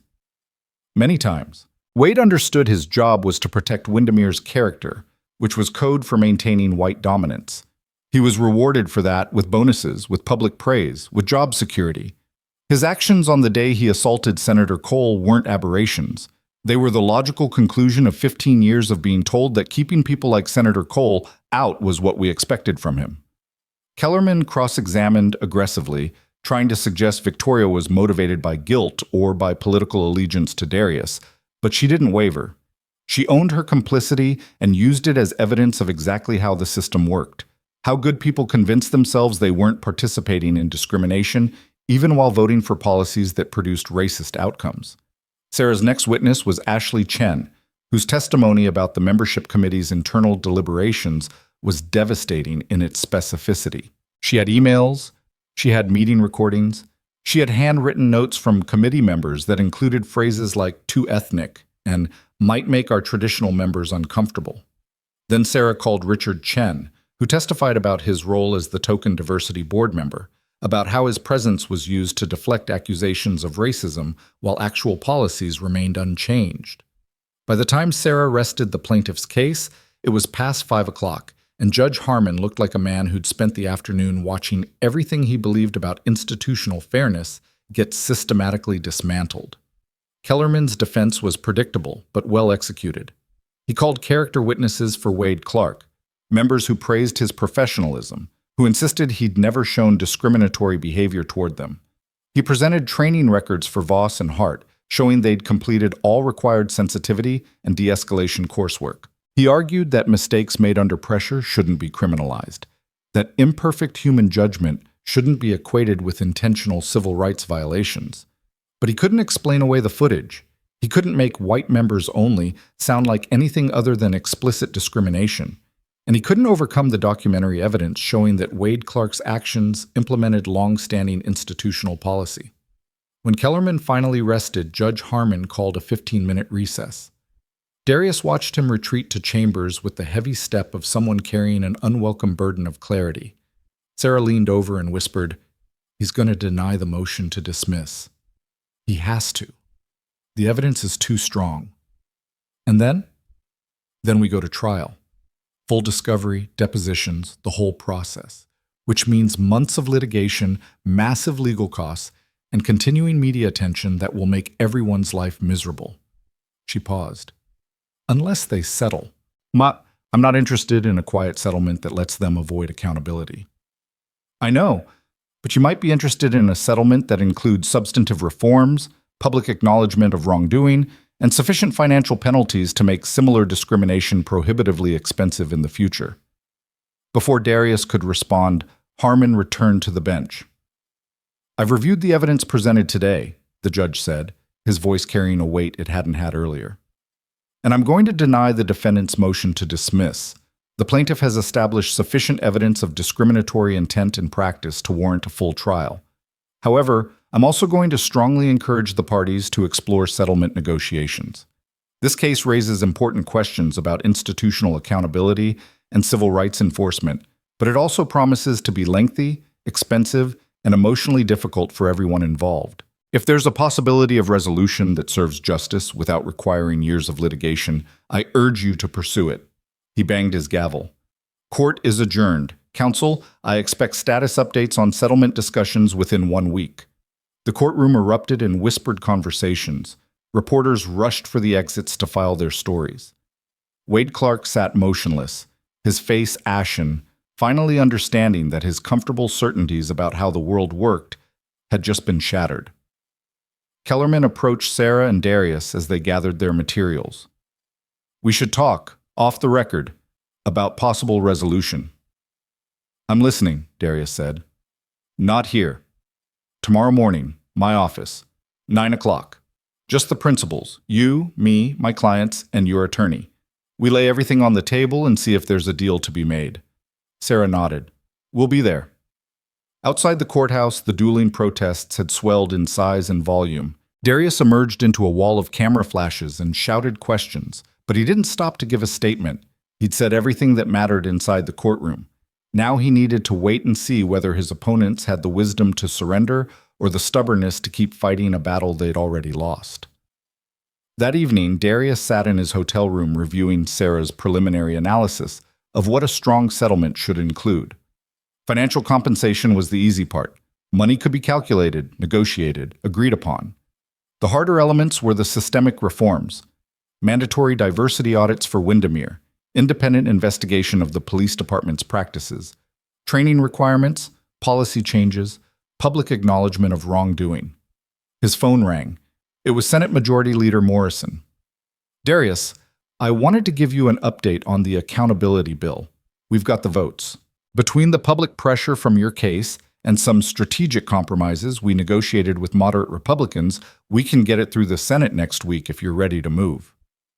"What compromises?" Darius asked carefully. "Mandatory body cameras for all police interactions, independent investigations of use of force incidents, and strengthened whistleblower protections. We had to give ground on qualified immunity. There are more exceptions than you wanted, but the core accountability mechanisms survived." It wasn't everything Darius had fought for. The qualified immunity provisions were weaker than they should be, creating loopholes that clever attorneys could exploit. But it was real progress, substantive change that would make it harder for future Wade Clarks and Detective Vosses to act with impunity. "Let's move it," Darius said. "Schedule the vote. I'll be there to speak on the floor."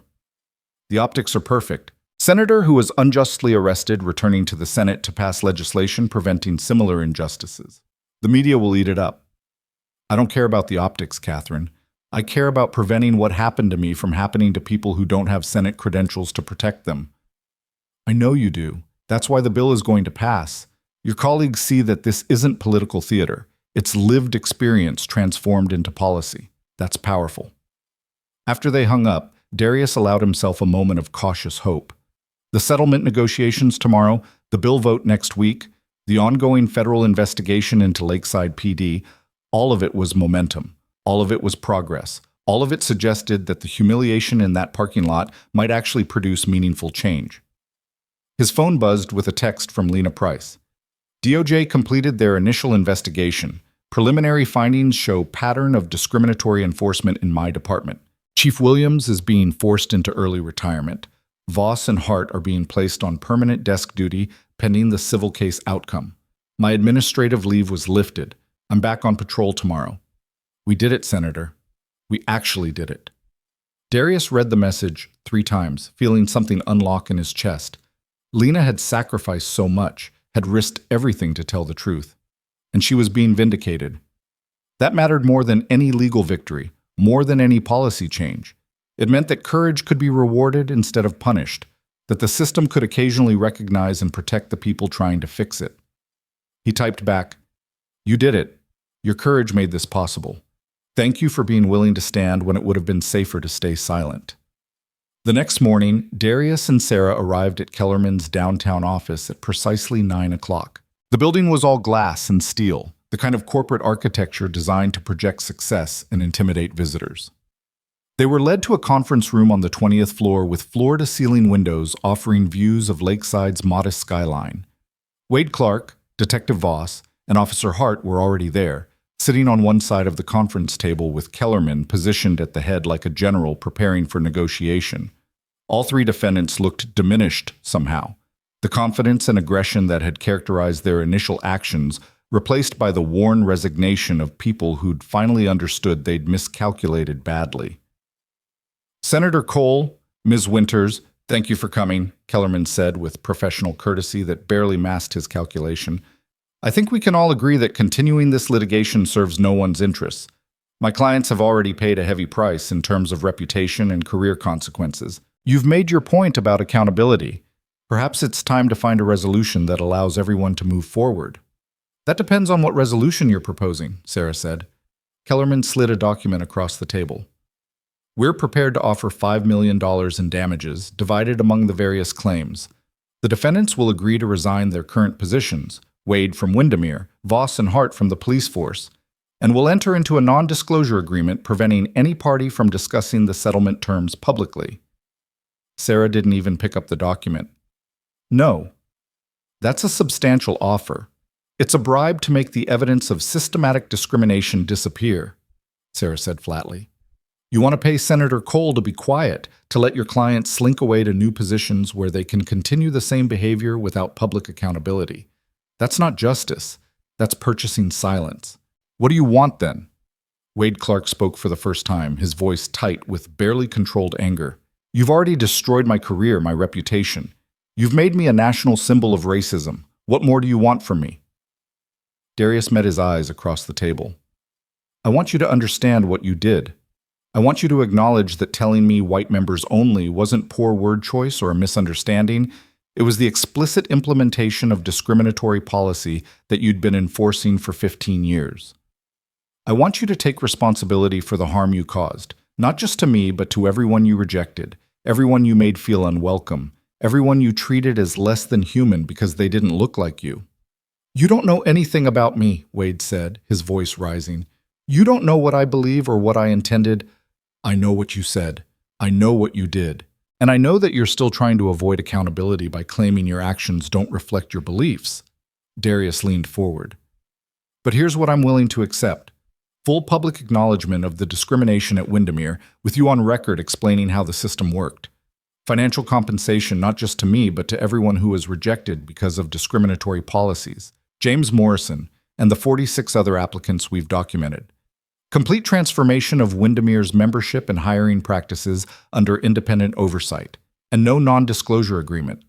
Everything that happened, everything we discovered, stays public record so other institutions can learn from your failure." That's not a settlement, Kellerman said. That's unconditional surrender. That's accountability, Darius corrected, which is what you should have embraced from the beginning instead of doubling down on discrimination. Voss spoke up, his voice carrying the defensive edge of someone who still believed he'd done nothing wrong. Senator, I was doing my job. I responded to a complaint about a potential trespasser. Maybe I should have verified your credentials more carefully, but in the moment, I made the best decision I could with the information I had. That's not a civil rights violation. That's imperfect human judgment under pressure. You put me in handcuffs rather than make a phone call, Darius said quietly. You chose to believe Wade Clark's story over my identification because it was easier, because it required less of you, because in your mind, a black man claiming to be a senator was inherently suspicious. That's not imperfect judgment. That's racial bias determining your actions. I'm not racist. I don't care whether you think you're racist, Darius interrupted. I care about what you did. I care that when faced with a choice between verifying facts and protecting your assumptions, you chose assumptions. I care that a black senator with credentials and explanations was treated like a criminal because you couldn't imagine that someone who looked like me belonged in that space. Your intentions are irrelevant. Your impact is what matters. The room fell silent. Hart, who'd been quiet throughout, finally spoke. What do you want from us specifically? From me and Detective Voss. I want you barred from law enforcement permanently. I want your testimony in the federal investigation about the department's training failures and cultural problems. I want you to participate in a public education program about implicit bias and discriminatory policing. And I want you to understand that the consequences you're facing aren't persecution, they're accountability for choices you made. Hart nodded slowly. I can live with that. It's over for me anyway. The union might fight it, but my career in law enforcement is done. If coming clean about what happened and how the department operates can help fix the system, I'll do it. Voss looked at Hart like he'd just committed treason, but didn't speak. Kellerman cleared his throat. Let me confer with my clients privately. Give us 15 minutes. Darius and Sarah stepped out into the hallway. Through the glass walls, they could see Kellerman engaged in intense conversation with Wade, Voss, and Hart, his hands moving in emphatic gestures that suggested he was explaining why further resistance was futile. They're going to take the deal, Sarah said. Wade has no choice. The documentary evidence destroys him. Hart seems genuinely broken by this, ready to cooperate. Voss will hold out longest, but he can't afford a trial that will expose everything about the department's practices. Kellerman knows it. They all know it. And if they don't take it? Then we go to trial and we win. But it'll take 2 years, cost millions, and consume your life in depositions and hearings and appeals. The settlement gets you substantive change now instead of theoretical justice eventually. The conference room door opened. Kellerman gestured them back inside. We're prepared to accept your terms with 3 modifications, Kellerman said. First, the financial compensation to rejected applicants will be capped at a reasonable total. We're suggesting $10 million across all 47 cases. Second, Wade Clark will acknowledge institutional discrimination at Windermere, but won't be required to make statements characterizing his personal beliefs or intentions. And third, Detective Voss and Officer Hart will cooperate with the federal investigation, but their testimony will be limited to factual descriptions of department practices, not subjective assessments of their own biases or prejudices. Sarah looked at Darius. He considered the offer, weighing principle against pragmatism, perfect justice against achievable change. $20 million for the rejected applicants, Darius said, distributed based on documented harm, with Morrison getting priority consideration. Wade makes a public statement acknowledging that his actions implemented discriminatory policies, whether or not he personally agrees they were wrong. And Voss and Hart's testimony includes honest assessment of how their training and departmental culture shaped their response to me. I'm not asking them to condemn themselves, but I am asking them to be truthful about how the system failed. Kellerman looked at his clients. Wade nodded reluctantly. Hart nodded immediately. Voss hesitated, then gave a single sharp nod. Then we have terms, Kellerman said. They spent the next 4 hours hammering out details, with attorneys drafting language and clients negotiating specific provisions. By 2 p.m, they had a settlement agreement that included financial compensation, institutional reforms at Windermere, permanent removal of Voss and Hart from law enforcement, cooperation with federal investigations, and public acknowledgement of wrongdoing. No non-disclosure agreement. Everything stayed public record. As they prepared to sign, Wade Clark looked at Darius across the conference table. "I still think you engineered this whole situation. I think you came to Windermere looking for a confrontation so you could make yourself a martyr for your political agenda." "You're right," Darius said quietly. "I did go there knowing you'd probably treat me with discrimination. I anticipated that showing up as a black man would trigger exactly the response you gave. But Wade, the fact that I anticipated your racism doesn't excuse your racism. The fact that I documented your discrimination doesn't make the discrimination less real. You still chose to assault me. You still chose to call the police. You still chose to say white members only in front of witnesses. Those were your choices, not mine." Wade looked away, his jaw tight. They signed the settlement documents at 2:30. By 3 o'clock, the agreements were filed with the court. By 4 o'clock, the press releases went out announcing the resolution, the reforms, the accountability measures. And by 5 o'clock, Darius was on a plane back to D.C., ready to return to the Senate for the vote on his police accountability bill. The Senate chamber was packed when Darius took the floor 3 days later. Galleries filled with observers, press corps positioned for maximum coverage, fellow senators watching with expressions ranging from support to skepticism. Majority Leader Morrison had scheduled the vote for maximum impact, prime time on the East Coast, ensuring national coverage of a moment she'd carefully orchestrated to seem inevitable rather than contested. Darius stood at his desk, waiting for the chamber to quiet. When he finally spoke, his voice carried across the marble and mahogany with the weight of lived experience.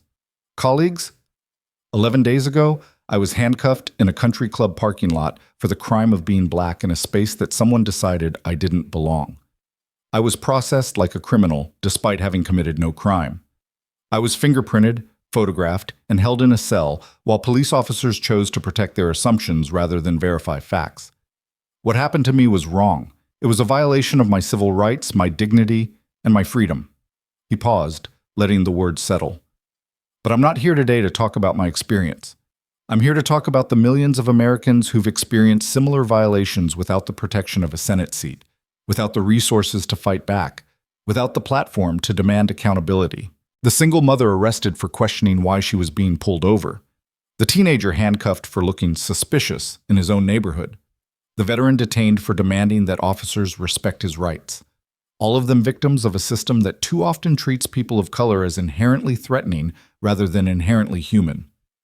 He looked around the chamber, making eye contact with colleagues who'd privately expressed sympathy, but publicly stayed silent. "The bill before us today doesn't solve everything. It doesn't eliminate racism from policing. It doesn't guarantee that another senator or citizen won't be unjustly arrested tomorrow. But it creates mechanisms for accountability that didn't exist before. It requires body cameras so that truth can be documented. It mandates independent investigations so that departments can investigate themselves. It protects whistleblowers like Officer Lena Price, who risked her career to tell the truth about what she witnessed." He pulled out his phone and held it up. "I have footage on this device of a country club manager telling me white members only in 2024. I have recordings of police officers dismissing my credentials because they couldn't imagine a black man being a senator.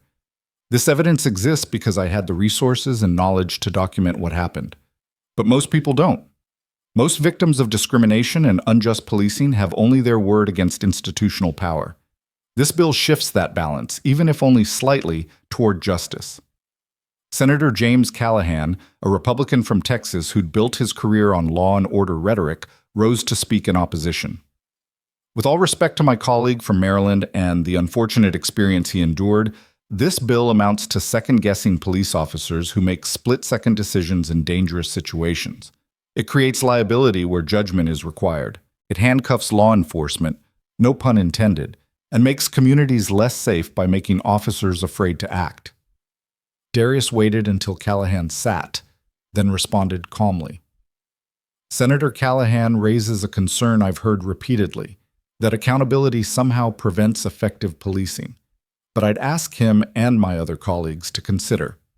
If an officer's effectiveness depends on being able to violate civil rights without consequences, should we really call that effective policing? If public safety requires the routine violation of constitutional protections for certain communities, is that really safety, or is it control through intimidation? He looked directly at Callahan. I'm not asking officers to be perfect. I'm asking that when they make mistakes, when they arrest innocent people, when they use excessive force, when they allow bias to determine their actions, there are consequences proportionate to the harm caused. That's not persecution of law enforcement. That's the basic accountability we expect in every other profession. The debate continued for 2 more hours, with senators on both sides offering passionate arguments. But the outcome was never really in doubt.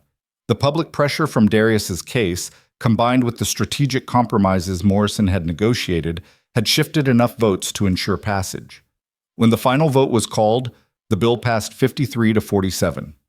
Darius sat at his desk as the chamber erupted in applause from supporters and grim silence from opponents, feeling the weight of what had just happened. It wasn't perfect. It wasn't everything he'd fought for. But it was real change, codified in law, impossible to ignore or reverse without political cost. His phone buzzed with messages of congratulation. Marcus, Sarah, Victoria, Richard, Ashley, and Lena. All the people who'd stood with him when it would have been easier to stay silent. And one message from his father. Your mother would be proud. I'm proud. You took what they meant to break you and turned it into something that might actually protect people. That's the work, son. That's always been the work. 2 weeks later, Darius returned to Windermere for the first time since the settlement. The changes were already visible. New membership applications were being processed using transparent criteria. Staff diversity had increased from 17% to 31%, with aggressive recruitment still ongoing. The board had been restructured to include community representatives who had no financial stake in maintaining exclusivity, and James Morrison had been approved for membership. Darius found him on the terrace overlooking the lake, sitting with his 14-year-old grandson Marcus, named after Marcus Garvey. James explained with quiet pride. Senator Cole. James stood and extended his hand. I wanted to thank you personally. 15 years I applied to this place. 15 years of rejections that told me I wasn't good enough, wasn't the right fit, didn't meet their standards. And now I'm standing here as a member, with my grandson beside me, because you refused to accept that injustice was inevitable. The boy looked up at Darius with eyes full of questions. My grandpa says you got arrested just for showing up here. That the police put you in handcuffs because you're black. That's true, Darius said. But you're a senator. You're important. How could they do that to someone important? Darius knelt down to the boy's eye level. That's the lesson I need you to understand, Marcus. Being important didn't protect me from discrimination. Having a Senate seat didn't stop them from treating me like I didn't belong. The only thing that created change was refusing to accept it, documenting what happened, and fighting back with every tool available. That's what you have to remember. Dignity isn't something someone gives you based on your accomplishments. It's something you claim for yourself and defend for others. The boy nodded seriously, processing wisdom beyond his years because circumstances demanded it. James put his hand on his grandson's shoulder. Senator Cole proved something important. He proved that even powerful systems can be challenged when people refuse to accept injustice. The club that rejected me 15 times is being forced to change because one man decided his humiliation could become everyone's liberation. They talked for another 20 minutes, James sharing his experiences with discrimination, young Marcus absorbing lessons about resilience and resistance, Darius recognizing in the boy's intelligent eyes the same hunger for justice that had driven his own journey from Southeast D.C. to the Senate floor. As Darius prepared to leave, Victoria Brennan approached across the terrace. Senator, I wanted to update you on the club's progress. We've approved 37 new members in the past 2 weeks, the most diverse applicant pool in Windermere's history. We've established the scholarship fund you mandated, with the first grants going out next month. And we've hired an independent consultant to conduct ongoing diversity audits and ensure we don't slide back into old patterns. How are the traditional members handling it? Victoria's smile was thin. 14 have resigned in protest, Preston Whitmore among them. He called me a traitor to our class and our heritage before he stormed out. But the remaining members, most of them anyway, seem willing to at least try adapting to the new reality. Some are genuinely supportive. Others are going through the motions to avoid being associated with discrimination. But either way, the change is happening. And you? Darius asked. How are you handling the social consequences? I've lost friends. I've been uninvited from events. I've been called a race traitor and a virtue-signaling liberal, which is particularly amusing given that I've voted Republican my entire life. She paused, her expression thoughtful. But I sleep better now than I have in years. Turns out complicity has a cost even when you're benefiting from it. It eats at you, makes you smaller than you should be. Standing for something, even when it's uncomfortable, that feels like finally becoming the person I should have been all along. Darius left Windermere that afternoon feeling something he hadn't felt in weeks. Hope that wasn't naive, change that wasn't performative, progress that might actually last beyond the media cycle. The federal investigation into Lakeside PD continued, resulting in a consent decree requiring comprehensive reforms to training, oversight, and accountability. Chief Williams retired under pressure. Voss and Hart submitted their resignations and began the difficult work of honest testimony about how departmental culture had shaped their actions. Wade Clark took a position at a nonprofit working on criminal justice reform, a form of penance Sarah negotiated into the settlement. He would never work in club management again, would never again hold power over who belonged and who didn't. And Lena Price became a national figure in law enforcement reform, speaking to police departments across the country about the importance of accountability and the cost of silence. She'd lost colleagues who viewed her as a traitor, but gained respect from people who valued integrity over institutional loyalty. 6 months after that morning at Windermere's gates, Darius stood in the same parking lot where he'd been handcuffed. The club was hosting an event celebrating its transformation, new members being formally welcomed, scholarship recipients being honored, a public acknowledgement of past failures and commitment to future equity. The gates stood open, truly open, without guards scrutinizing who belonged and who didn't. Darius walked through them and felt the weight of what he'd accomplished settle into something sustainable. Not victory, the work was never finished, but progress, real, documented, protected progress that made the next fight slightly easier, the next challenger slightly braver. His phone buzzed. A text from an unknown number. Senator Cole, my name is David Chen. You don't know me, but I was rejected from Windermere 3 times over the past 5 years.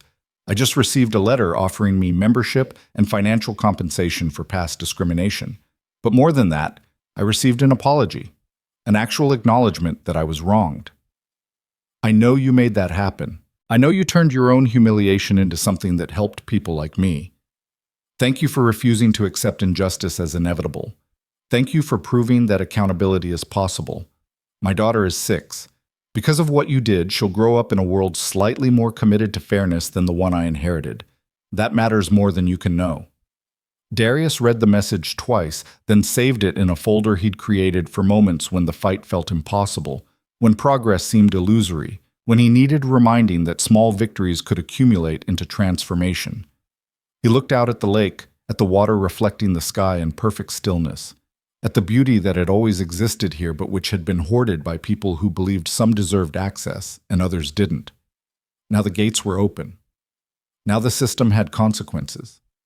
Now the next person who showed up at these gates would be judged by transparent standards rather than the color of their skin. It wasn't enough. It would never be enough while discrimination persisted anywhere. But it was something. It was proof that institutions could be forced to evolve, that power could be held accountable, that one person's courage to stand in the fire could create permission for others to do the same. Darius Cole, son of a janitor, veteran, lawyer, senator, walked back through those gates carrying the knowledge that respect shouldn't require a title, that dignity was a birthright, not a privilege, and that the handcuffs they'd used to humiliate him had become the evidence that set others free. The fight continued. It always would. But today, standing in the parking lot where it had all begun, Darius allowed himself to feel what he'd earned through pain and perseverance. Not victory, not vindication. Just the quiet satisfaction of knowing he'd turned humiliation into accountability, rage into reform, and one man's degradation into a weapon for justice that others could wield long after his name was forgotten. The sun set over Lake Serene, painting the water in shades of fire and gold. And the gates, finally, truly, stayed open.